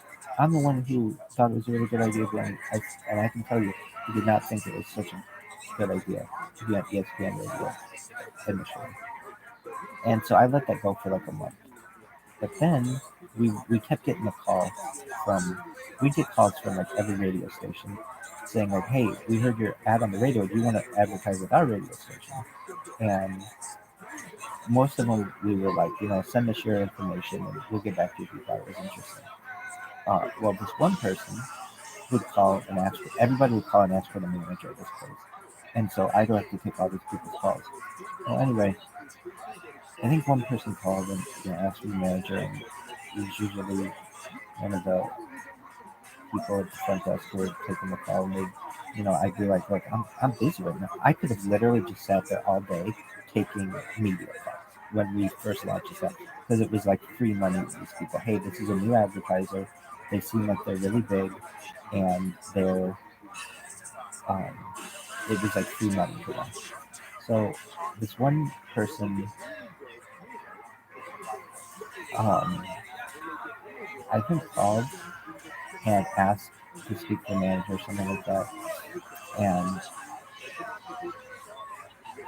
uh, I said, I think this is how it went. The person normally took the call was was Cecilia. Cecilia came to me and said, hey, someone from ESPN, and they want to know if they want to speak to the manager. Okay, fine. So I speak to this person, and they're like, hey, we heard your ads on the radio, and we wanted to know if you're interested in advertising on ESPN radio. And I was like, well, let me take down your information, and if we're interested, we'll get back to you. And so we, like later that day or the next day, I called after and I was like, hey, ESPN called, and I know you said you weren't interested in this, but I think it's a good idea. And he's like, yeah, no, I just don't want to do that this time. We got a lot of money up there for advertising already. I don't want to do that. So I was like, okay. And then this one day, this woman walked in. I'll say this, she was very attractive woman. She introduces her. She wants to speak to the manager. She comes to the office and wants to speak to the manager. And uh, she she's attractive, but like I just be honest with her. She's not like I view it very attractive. I think people will think she's very attractive. I think she's kind of just a sweetheart, like nice person. But I wasn't really attracted to her, but I could see how people definitely would be. Anyway, she comes in and she wants to speak to the manager. And I'm like, how can I help you? And she's like, hi, my name is Palmer. I'm here from ESPN, and I know you said that you were gonna think about it, but I was in the neighborhood. She was doing something. They were gonna have this race between Keyshawn Johnson and so like that. I forget his name. Guy with the Columbia. Anyway, it was like there's no way Keyshawn Johnson's losing this race. It was some kind of race that they were gonna have some promotional thing at Hawaiian Gardens Casino. So she was like, I was in the neighborhood, and I just wanted to introduce myself. I was like, okay. So then I explained, Alfred, I called Alfred and I said, look, there's somebody here from ESPN. I know you said you didn't want to advertise with them at this time, but um, I said to him, I remember some of the, they have the Lakers, they have, they have Tusk, they have, we didn't yet have pro football teams, we had just started. Um, they've got the Rams, I think. They had like this lineup, they had the Kings, um, they had this like really good lineup. And like, look, I think it'd be good to get in with sports fans. And he's like, oh really? Somebody came in? And then he's like, yeah. And he's like, so what was she like? I'm like, I know what he wants me to say. And I'm like, she's very nice. She's her name is I think Palmer, and she is I just was like, she's a go-getter. She's very energetic and very determined to get this client, basically. And I'm like, you want to see a picture of her, don't you? He's like, yeah, send me one. So I was like, all right. So I found some picture of her, sent it to him, and he's like, yeah, tell her to come in. I want to meet with her. I'm like, oh, okay, you want to meet with her now, which is a smart move. If you're in advertising, have attractive. I mean, it's the same in sales. Have attractive salespeople, and you get more sales. It's like in medicinal sales. They have really attractive girls who go to doctors and get a lot of sales. But I would say Palmer's smart. I mean, why did you like Palmer? I just thought she had a really sweet heart, and I thought she was a nice person. But so Alfred meets with her, and she comes in with this plan of launching us on ESPN Radio. And Alfred doesn't really care too much about the Lakers. He wants to be on during the Lakers. He's a huge Lakers fan, probably the second biggest Lakers fan in the world, aside from Jacob Ingram, who's a judge. Anyway, so she's like, "Oh yeah, we can get you on the Lakers." So now this was really big for the business. I mean, here we were. Really, we didn't have an app earlier that year. I get this app launched after working all these hours, and now we're going to sponsor the Los Angeles Lakers. I mean, that's one of the major dynasties. Like, I would say, arguably, it's the second, in my opinion, the second biggest dynasty that there is. You got the New York Yankees, you got the Los Angeles Lakers, and I mean, people say the Boston Celtics too, but the Boston Red Sox, the Cardinals, and Cubs and things, but the Lakers are huge, and especially in LA. It's like if you can align yourself with this brand, you're gonna be like you should have it maybe. So she comes in and she has this plan together, and we do all this negotiation back and forth, and finally we have a determination like we're gonna be on during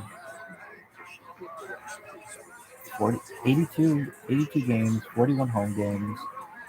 It's gonna air. We're gonna air. Now it's much more limited than our other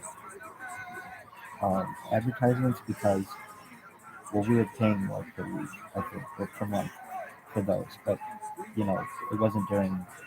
Some of it was during sports. I mean, we were on LA. What is it? Six, not 640, 10. What is it? We were on everything, and I mean, you name it. If it's on Los Angeles radio, unless it was Nazarene Rock, we were on it. And I think we were even. Oh no, we were on Nazarene Rock. There's some fucking thing with a fish on it. We were definitely on Nazarene Rock. I forget the name of that one. It's like the Harvest or the Fish or something like that. But we were on that too. We were on everything. We were on Spanish radio, English radio, and this thing is everywhere. And I was excited that we were getting the Lakers. And then what happened?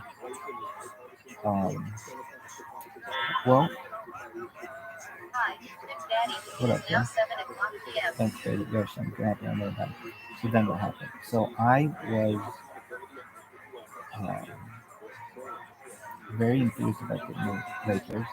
Oh, and we were going to have one of the things we were going to do was have one of the people. There was a show. What was it called? Mason and Ireland. And John Ireland was the voice of the Lakers. But no, he's the voice of the Lakers. And he was gonna do our live reads and stuff. And for some unknown reason, I still to this day don't know why. We got a call from and her boss came in too, Richard, who's a really nice guy. And they told us for some reason John Ireland wasn't going to do it. He was going to be our spokesperson on that radio channel, the voice of the Lakers. And for some reason, still unbeknownst to me, he didn't want to do it. Now it turned out he would later do advertisements for one of our competitors. So we don't know if he had some kind of arrangement with them or whatever. But they had told us that he was going to be our spokesperson. And we were pissed because we were like, look, we signed this deal with you. Who's going to be bigger than LA than the voice of the Lakers? And they're like, well, is there anything else we can do for you? We'll give you more time. We'll have the other guys like do your live read. You're still going to be on during all the TV timeouts, and when a player loses their shoe, we're going to do all these live reads for you. But it's just you're not going to have this one guy. And at that time, I said, what would it take to get Stephen A. Smith? And Alfred's like, who's Stephen? We were there with Palmer, and he's like, who's Stephen A. Smith? I'm like, He's Mr. ESPN. Fuck this John Ireland guy. No one knows who the fuck that is. Stephen A. Smith, he is the face of ESPN. He is Mr. ESPN. And I'm like, how much would it be to get him? And Palmer's like, well,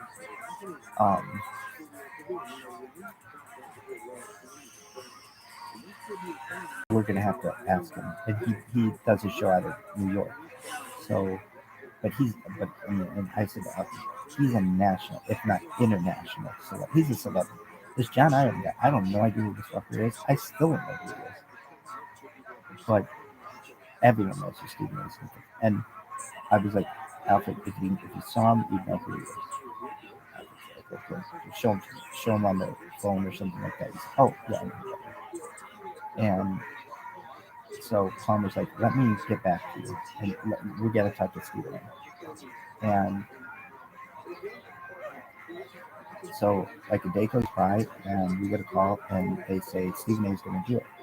And he's going to do it at I can just tell you, a very low rate. I can't say enough good things about Stephen A. Smith. Truthfully, from a business perspective, he and I would say, I mean, we have a business relationship that's undeniable, and he was, I mean, he might have been kissing our ass, I'm sure, because we were paying him, but we worked with him. Like, look, I don't know. Everybody may say he's a really nice guy. Everybody may say he's an asshole. I know that when I signed him, or we signed him, I went to my famous Sonic Lodge and told them. And immediately people were like, oh, not everybody. One guy's like, oh, I can't stand him. Oh, well, you know what? Stephen A. can't stand you either. Grand Reverend of the fucking state, or whatever the fuck he was. Anyway,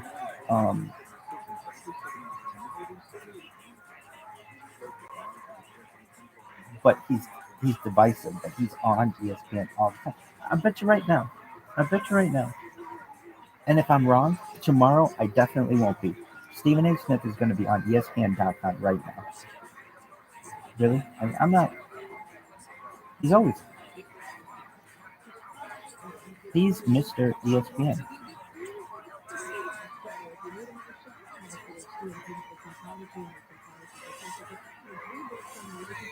Now, the only reason why I say he might not be on there now, because he does take weekends off a lot of times, and so they might not have taped anything with him on there. But he'll be all over it tomorrow. Really? Yeah, so this isn't necessarily a good time for me to do this. This is all sports stuff. Really? Yeah, of course I'm going to pick the one time he's not going to be on there. Really? Yeah, but he hasn't worked in a couple of days. He'll be all over it tomorrow. Really? Yeah.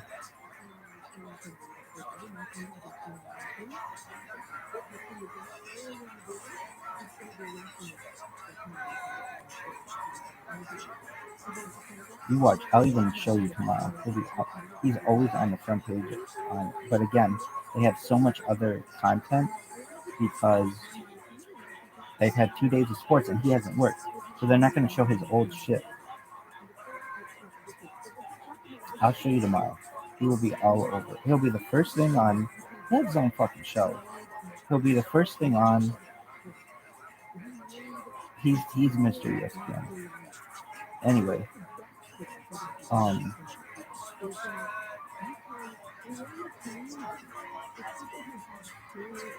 Is that the end of your story? No. So, Palmer says that he's going to do it, and so I'm thrilled, and Alfred's happy about it too, and so now we have to write copy for him. She's like, so get a script for him, and we'll have him record something for you, and I still do this. So I write, like, I've heard this guy, and when I was in college, I mean, still to this day, my college friends know exactly who this is. We used to watch this motherfucker 8, 10, 12 hours a day. I mean, whenever he is on, he's always on. He is always on ESPN, or his segments are always on ESPN. So we would watch You watch tomorrow. He'll be on the front page of ESPN 4 fucking times. 4, at least once. Anyway, um,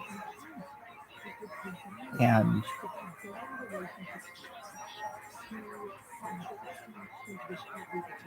and he is the face of ESPN.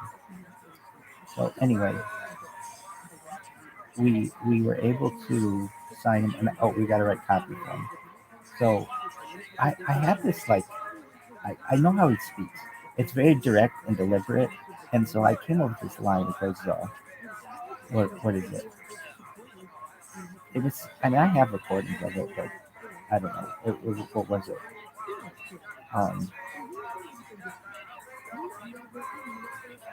Well, I forget. Oh, it goes, Stephen A. Smith here from Mobile Watch. Dirty car? Wait, no. Stephen A. Smith here from Mobile Watch.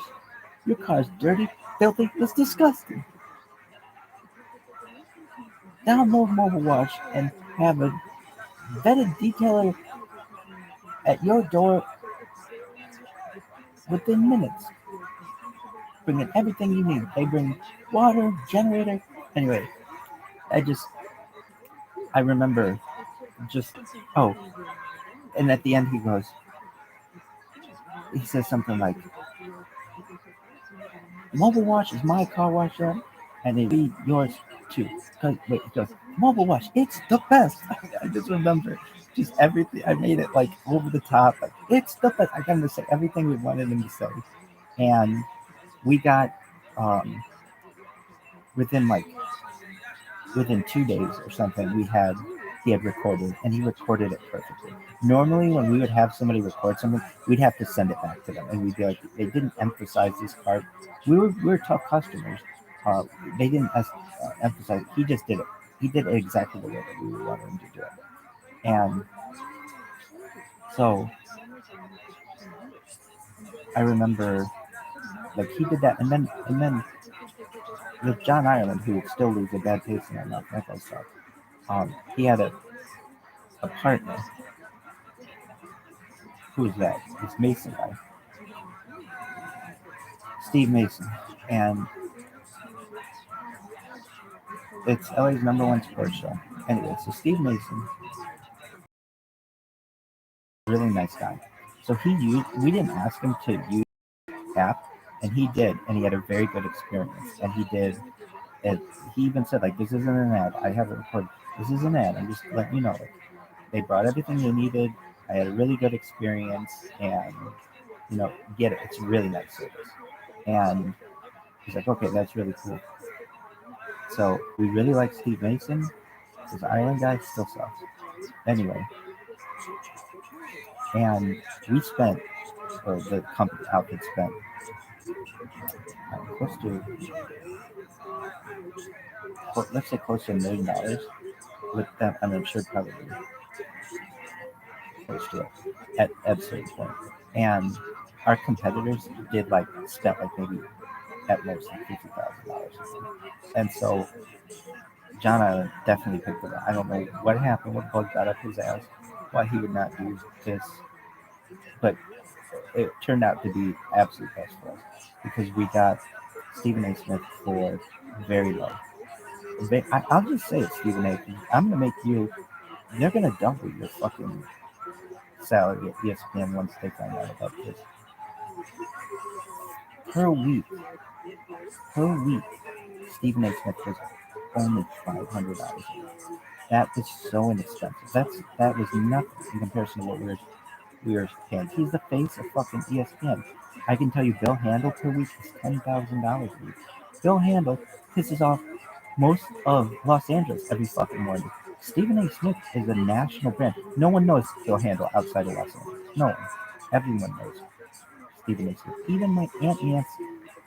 My Aunt Nancy knows nothing about sports. I remember sending her this recording of him, and she said, I looked him up. I looked up Stephen A. Smith, and I know who he is. I know he's the guy on television. Exactly. And my mom was with her friend. They were at this place, Food Village or Works, whatever it's called. And she was there with her friend Kathy. And my mom said, that's the person son saying. And Kathy said, really? Yeah. Really? Anyway, so what happened? Oh, I'll just tell the rest of that story. So it was NBA All-Star Weekend, and it was here in Los Angeles. All-Star Game was here in Los Angeles. And you would think for all the money that was being spent, we'd get season tickets or something like that. It wasn't like that. Alfred did get some tickets, but it's not season tickets or anything like that. That's all extra. Anyway, Stephen A was going to be in town, and we were going to have the opportunity to meet him. So where'd you go? We went to, let's say, Wolfgang Puck's. Like, oh, we were going to go there, but we went to the place next door. Anyway, it's definitely kosher. Anyway, but I say that with a wink and a nod, but it would be in the future. And this was a very important event. This is the time that I let's just say kicked up my cash rate much more, to the point where I was more kosher than any person I think has ever been on earth. Meaning, I knew my butcher by name, my kosher butcher by name. I would go there every single week. I'd spend hundreds of dollars just on steak, not including all the other things. I spent more on steak. I would buy 10 pounds of steak a week. No one else is doing that. Anyway, and I mean, 10 pounds is a lot of steak, and it's expensive for kosher steak, very expensive. So I can tell you though, I figured like, okay, I'm gonna really kick it up now.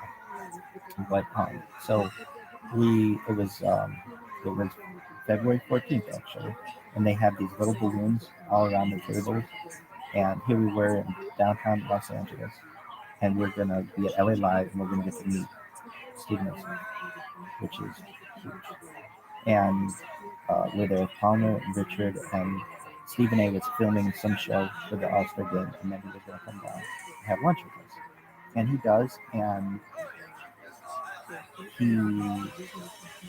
I know people say this, but he's exactly like he's on television. And he's very personable and, smart, articulate, all those things. And I sat next to him. And then what did you do?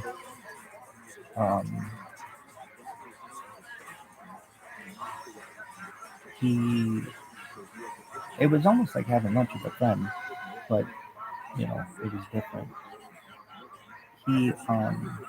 So we got a chance. They were like, do you have any questions for him? So Alfred asked all kinds of questions to him, and I asked him two questions.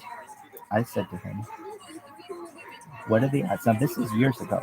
I said to him, what are the odds that LeBron James is in Laker next year?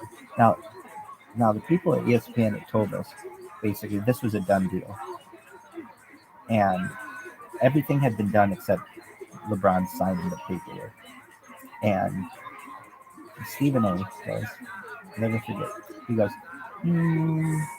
40%. And I go, 40%? James has a house here in Los Angeles, and his kids are enrolled in a school in Brentwood. 40%. And it was kind of like I was lifting the veil behind, like he can't just tell me like all the stuff that he knows at ESPN, like this is a done deal. But, so there was a 40% chance he was a Laker. There was a 100% chance that motherfucker was a Laker. Anyway, and then so I asked him that question, and then the other question I asked him was, what was his, like, in what ways did his family motivate him to do what he did, or something like that? It was something like that. And he had a very interesting answer to that. It was, like he grew up a single, I think it was a single mother. He had two sisters or something like that. He had sisters. and they used to watch not sports together, they'd watch soap operas together. And so he got really, I don't want to say got really into soap operas, but he knew a lot about soap operas to the point where he had actually starred in soap operas, or he'd been like a special guest on soap operas.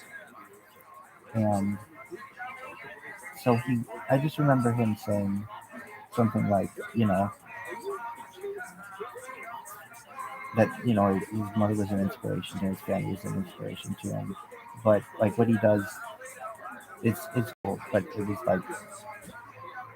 it was almost a nod to them why he was on soap operas. That's he was in a house just full of women, basically. And those were the two questions that I asked him. I'll never forget 40%. And then the answer that he gave about the soap operas. And I mean, he's got to get those questions all the time. I mean, just like I am, I guess, in the public right here, nobody knows about me, but I get the same fucking questions all the time. Why do you do this? What's your motivation? How did you start? All this same shit. So, I didn't think I was going to be able to ask him some kind of question outside the box, and I wouldn't have. I mean, it was a definitely professional environment. So dinner was over, or lunch was over, and he's got to go back and shoot another thing for the All-Star game. And so we all, but he was nice enough. Uh, uh, Palmer said, "Is there any way you can take a picture with us?" And he said, "Sure." So we got a picture with him, and then the and he was really nice. I mean, I can't say that again. I can't say that enough. So as he's leaving, he's walking away from we say bye to each other and everything, and he's walking away, and I say, "Hey, Steven," and he turns around, and I know he's gonna think that I'm gonna ask him for an autograph or something, and I say, "You forgot your balloon," because it was Valentine's Day, and he had a balloon on. Everybody had a balloon on the back of their chairs, and I got a big laugh out of that, and I got a legitimate laugh from him on that. So the last thing I ever did with Stephen A. Smith was make him laugh, really, and it was a real laugh, and the rest of the people at the table thought it was funny too. And so then I knew what Alfred was going to do. He was going to get this picture, and he wasn't going to give it to me. Why? Because he would be like, "Oh yeah, I'll give it to you whenever." But it was going to be like a thing. Like he knew it was a special thing, and he'd want to keep me at the business, and he'd want me to. He would, it'd be like one of those things. If I left the business, I wouldn't ever have the opportunity to see this picture. So I that the next day or something, Palmer said, it was really nice to have lunch with you guys. Thank you, and blah blah blah blah blah.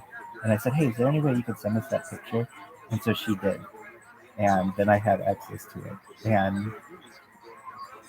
um, and then I think something like Alfred was like. He said to me on the phone, "Oh yeah, Palmer sent me that picture. I'll send it to you when I get a chance. I'm just busy." I was like, "Oh no, it's okay. I got a copy of it from her. Like literally, all he would have to do is just 2 clicks. It would have been really easy for him to do. And normally he would have done it, but he was holding it over my head. I know it was. Anyway, so I got that, and I mean it's on my website. It's big. Oh, I was talking about billboards. So at the same event, we got a tour of the ESPN offices at LA Live, and we got to see they were like shooting a live show there, or they were doing live radio there, and we walked in. This one guy, I think the vice president office of ESPN Los Angeles, and he's like, "Hey, I was watching, what was it called? My Next Guest or something like that, which is a show on Netflix. And the first episode is with Barack Obama, and the second episode is with George Clooney. It's a show hosted by David Letterman, and or the show's like my next guest needs no introduction or something like that." and I saw one of your billboards in this Netflix show, and we were like, no way, we're in with, like, can you see the billboard with George Clooney? And the guy's like, yeah. I mean, he's like, it's David Letterman, George Clooney, and your billboard. And he's like, wow. And I really thought, okay, so, you know, you don't, I don't know, celebrities and stuff don't let their pictures of their phone be taken usually. And even if it did, it's not a big deal. But here, this was a piece of art. This was in a Netflix show, and you would get that. Like, you know, a lot of times when they're doing shots around cities and stuff, they'll blur out the billboards, but they did not. It was kind of blurry in the background, but it was clear enough that you could tell it was one of our billboards. So I told the story sometimes, even recorded. I told it outside of iHeart Studios in Burbank. So anyway, my friend was marrying. My friend Ari was marrying his uh, he's he was gonna marry. He was gonna propose, but he hadn't yet proposed. This was on February 14th when we had this lunch, and my friend would get married February 18th of the next year or something like that. And so he was planning on proposing, but he wanted her to meet his friends and stuff, and his rabbi and everything, that kind of stuff. So we are at Shabbat dinner, and you know, like, everybody's going around sharing what they did all week, and I'm like, oh boy, do I have a story for you guys? And what's your story? So I tell the story about what's going on with Stephen A. And it's like, it makes me look super cool. It's one of his friends, because like, here we're hanging out with celebrities and everything. And then I talk about this thing being on Netflix and everything, and it was like, I just made this motherfucker look like $1 million. How? Because it was like, you know, he was working at a car dealership. It's not like he was doing anything super cool that week. But the week that he comes with his girlfriend, or will be his fiance and that wife, I come in with this like huge story, and it made it really, like, he had really interesting things. Because usually stuff wasn't always that interesting. Anyway, so that was like ESPN stuff. There were other times. Anyway, so that was at the end of your story. No. So then the billboards. So we started realizing of like what we could, what was best to advertise. So we did radio, and that was good. But again, radio isn't like, there's no permanence to it. I mean, a lot of advertising there isn't, but like, you know, the thing's still probably on Netflix. At some point, people will be able to watch it generations from now and be like, hey, that's that billboard. And that, you know, we all helped design. And and I always thought this was a cool thing. I always wanted to do this. If I ever had children, I'd want to go on Google Maps on the street view and go through, and you would go through the different years of when we did these billboards, and I'd be able to tell my kids, look how we painted this city with these billboards. I mean, I never got a chance to talk to the people at Chabad of Sherman Oaks about what I did with these billboards, but the Rebbe always had billboards. Or like, not really, but like, there were billboards about him being Mashiach. And it's like, I have a picture of me, or a video of me outside one of our billboards, that this big yellow billboard, or I think it's a yellow billboard, and just kind of like his. And it was just very similar. Like, this is how the Rebbe after stuff, but basically he would advertise, or people would advertise on his behalf. And if people are like, oh, I always thought that was a huge fund. No, fucking, that thing is out of money, basically. Anyway, but I really wanted the people of Chabad at Sherman Oaks to know, like, well, number one, what they did for me, they were wonderful people, but also, like, they had to see me all over the city. I mean, I had this one hat, so they knew what the logo was, and they knew they'd never heard of this business, and then it was everywhere, especially all over the back. It was everywhere. So they had to be like, Jesus fucking Christ, what the hell did this motherfucker do? Anyway, is that the end of your story? No, but I mean this. I would really say if you gave awards for companies, if they gave like an, I could say our company would have won an award if they gave this kind of company for like new like up and coming business for the year because we did that much advertising and it was a really good idea too. And I remember, um, so I can say this: when Alfred was happiest was when we were picking billboards. Really, he loved picking billboards. So what we would do is we'd get a list of billboards, and I would pick where I thought the like 25 best locations were, and I'd always pick where he went, which is Glendale. He's like the fucking unofficial mayor of king of Glendale, and then we pick some in the nice areas of Los Angeles. We picked some in Orange County, and we picked a ton in the valley. And everyone used to say to us with our billboards, like they'd noticed our billboards before. I remember this one that we did that it was my idea to make it yellow because yellow wasn't normally our color, and I said, look, if you make them yellow, they'll they'll stand out more. We're making them blue, and the sky normally in LA is blue, and it blends in. Make these things yellow, and everyone will see it. Man, we made these things yellow. Every motherfucker in the city was like, "Oh my god, you guys have the yellow billboards! Oh, I saw that. It's a yellow billboard." So I mean, it was really. I remember I wanted to do them in a bunch of different colors, but um, they were like, I was told that we're gonna stick to our normal colors, and I was like, "Well, that's blue and white, and that's not very exciting." So eventually, we made them. I got one billboard design done that was yellow. Everybody talked about these things. Anyway, is that the end of your story? No. Um,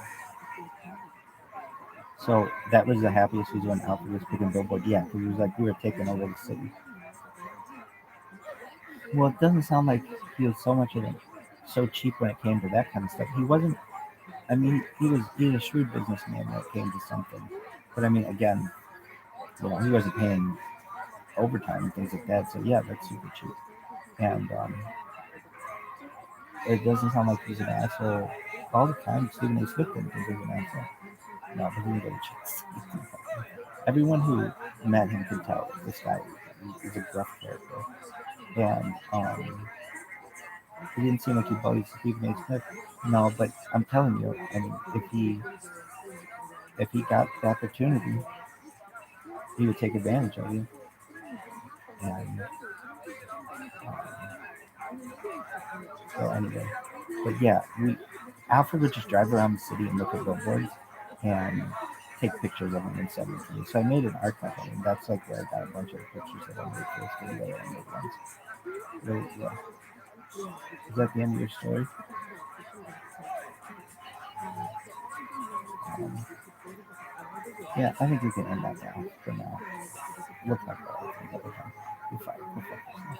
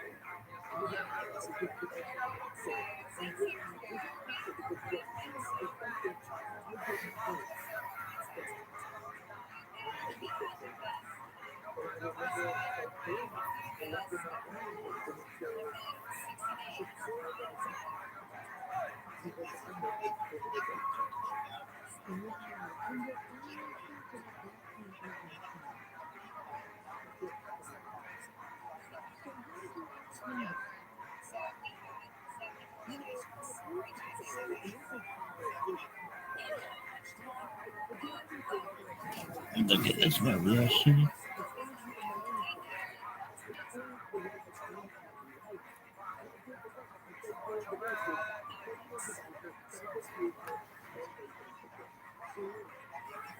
This is the most boring fucking game. Is this a good thing though that these teams don't have a lot?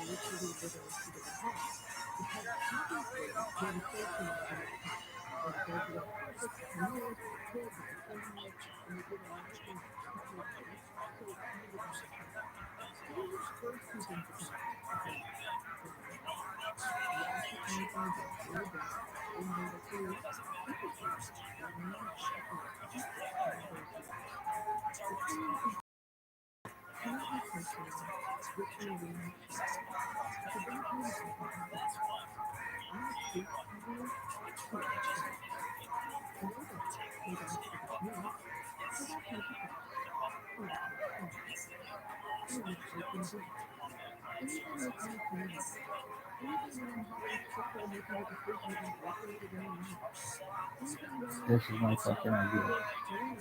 So for receipts, there's a thing I do for receipts. That my friends would be like, my friends would be like, dude, Mikey had this idea. It was all about it. But you get a receipt, he hated getting receipts, and like hold down to him.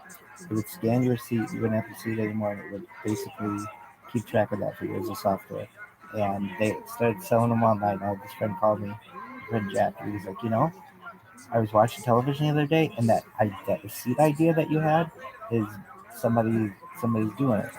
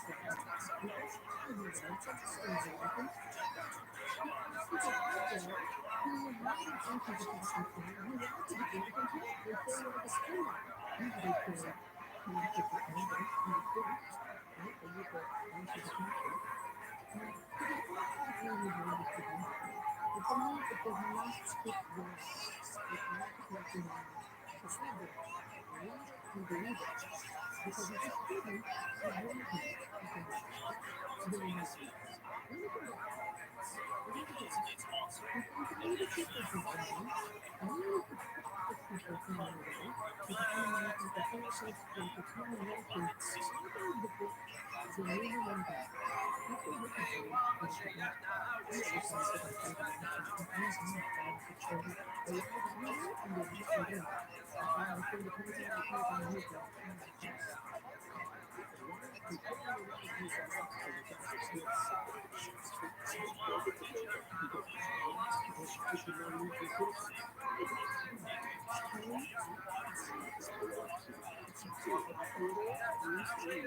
awesome.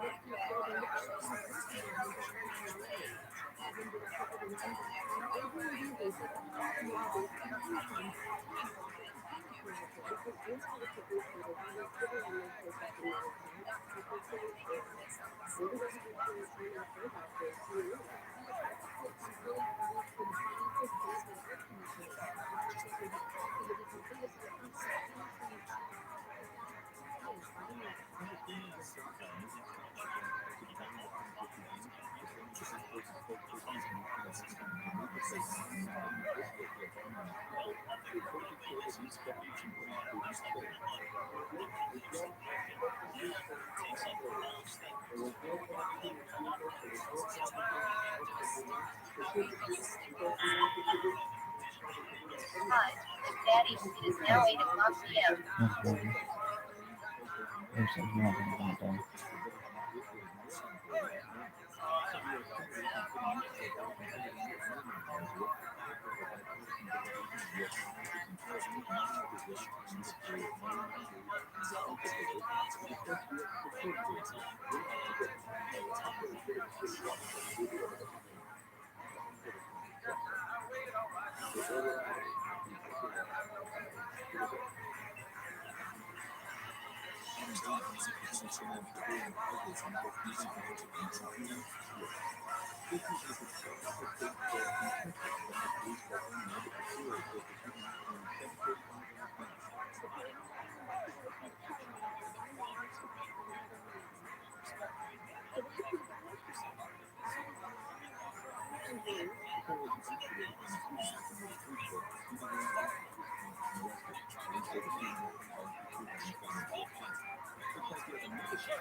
Diamonds are huge.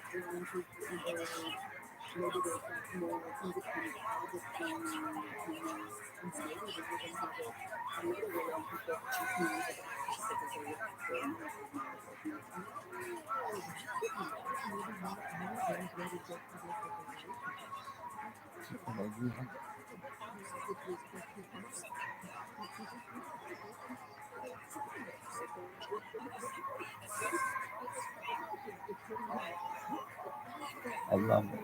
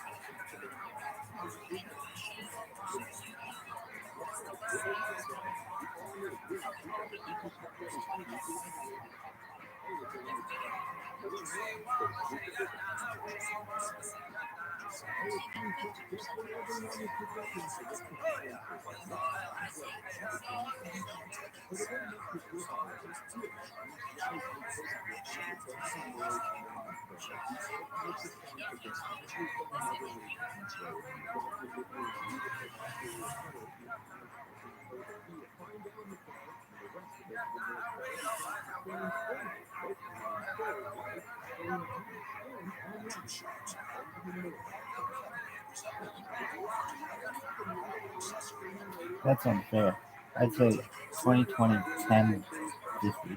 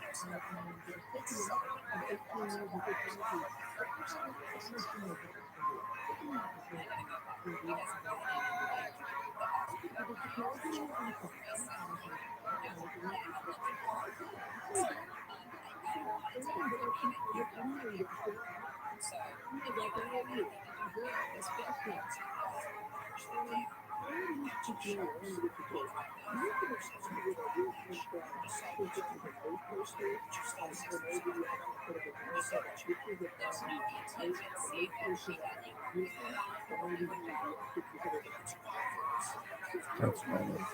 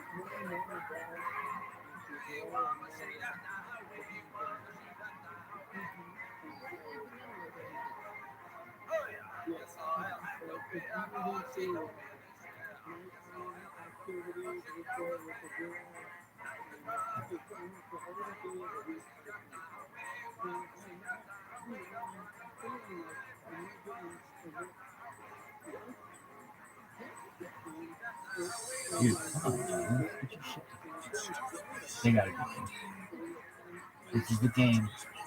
This is the game. Get. Oh, dude, be quiet. Oh, no. Don't flag, dog.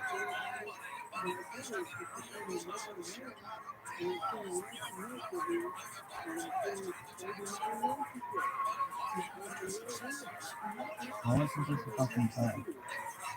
Shut up, shit to me again. Let's see what you're doing. Nah, who's doing?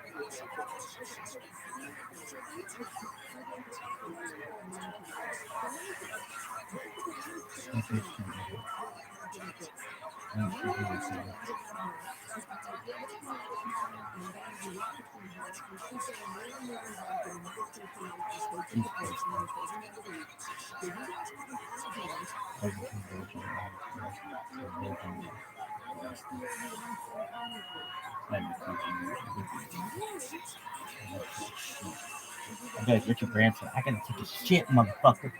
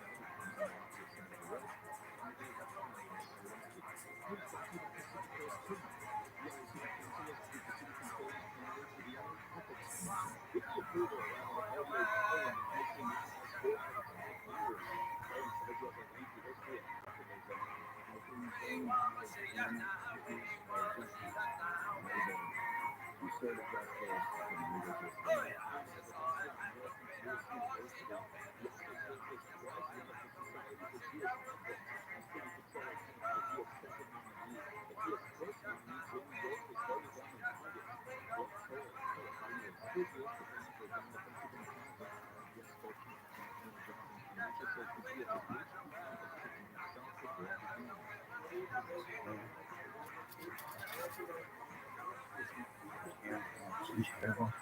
You won't put the hair mask on.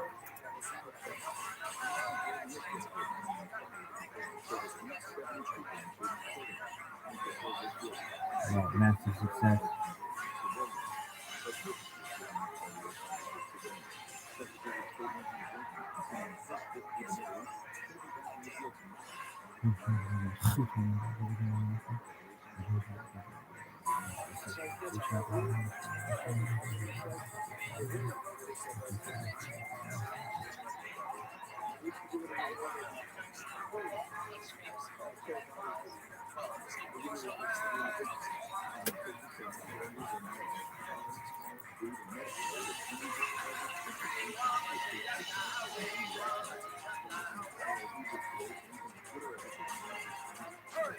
Yeah, it makes sense.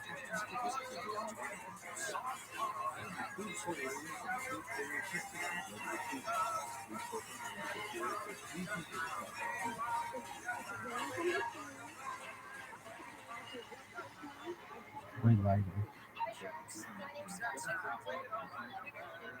Your mom can get it done. She's been it in like 45 years. Oh, yeah. Hey, yeah, that's cool. But if you give her the same for me, you can put 60 grand.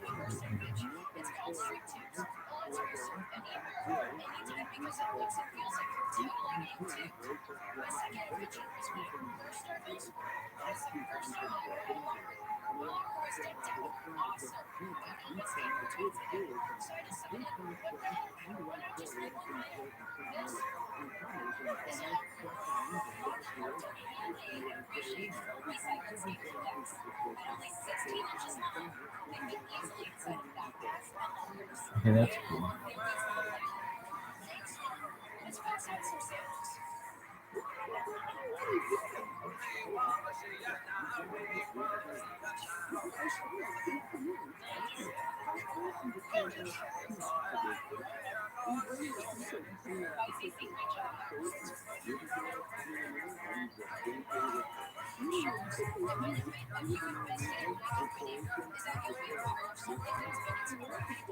always that sound.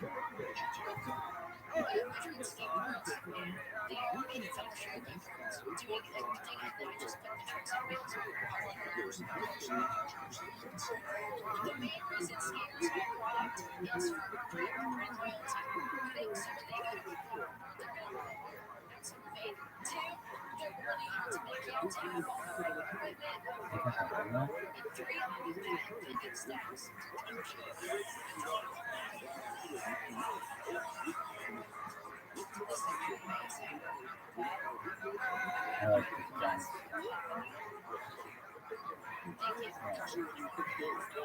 It's problem.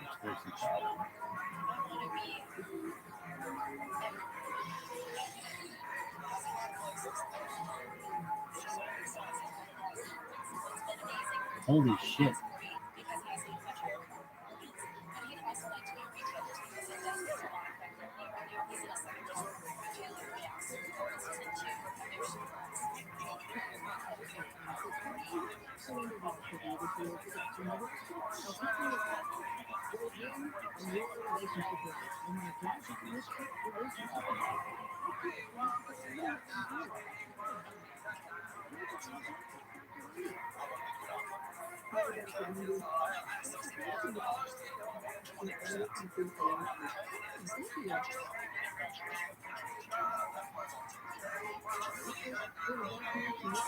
What happened to track one?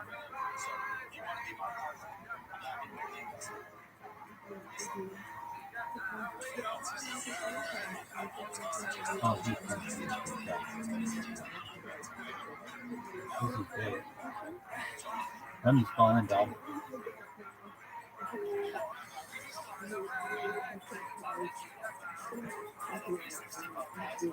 Down.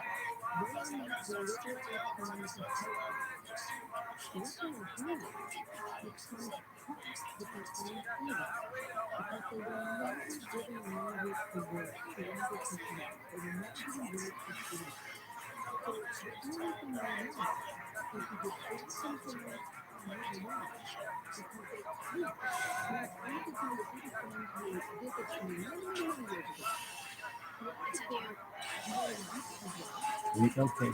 Run that ball, baby. Roll flag.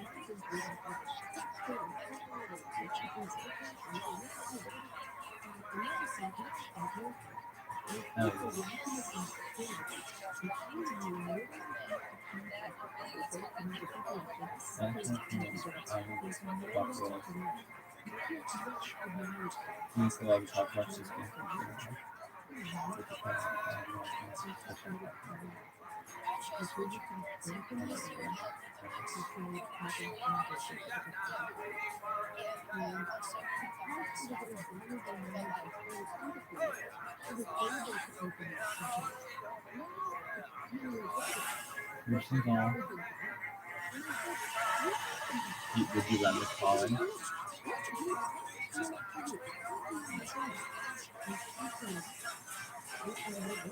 Oh.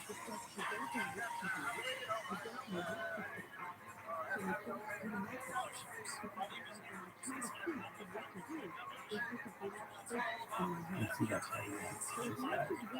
She's all thrown back.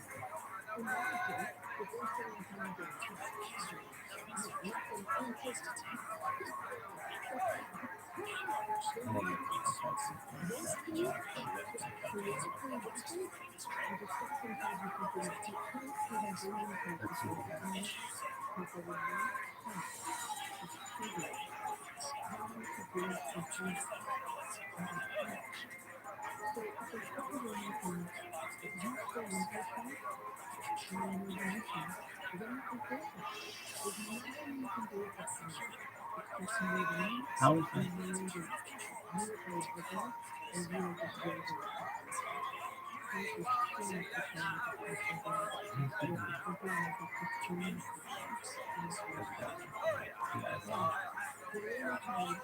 How is that not captured?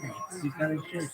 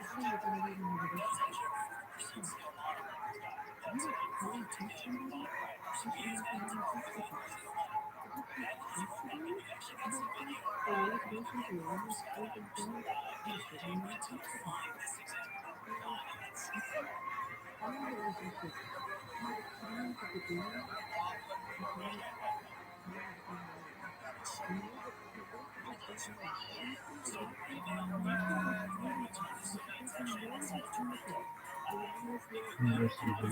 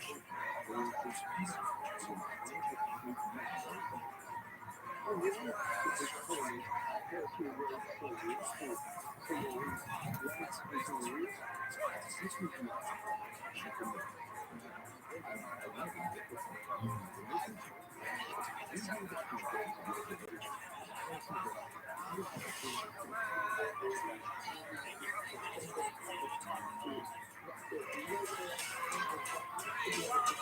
No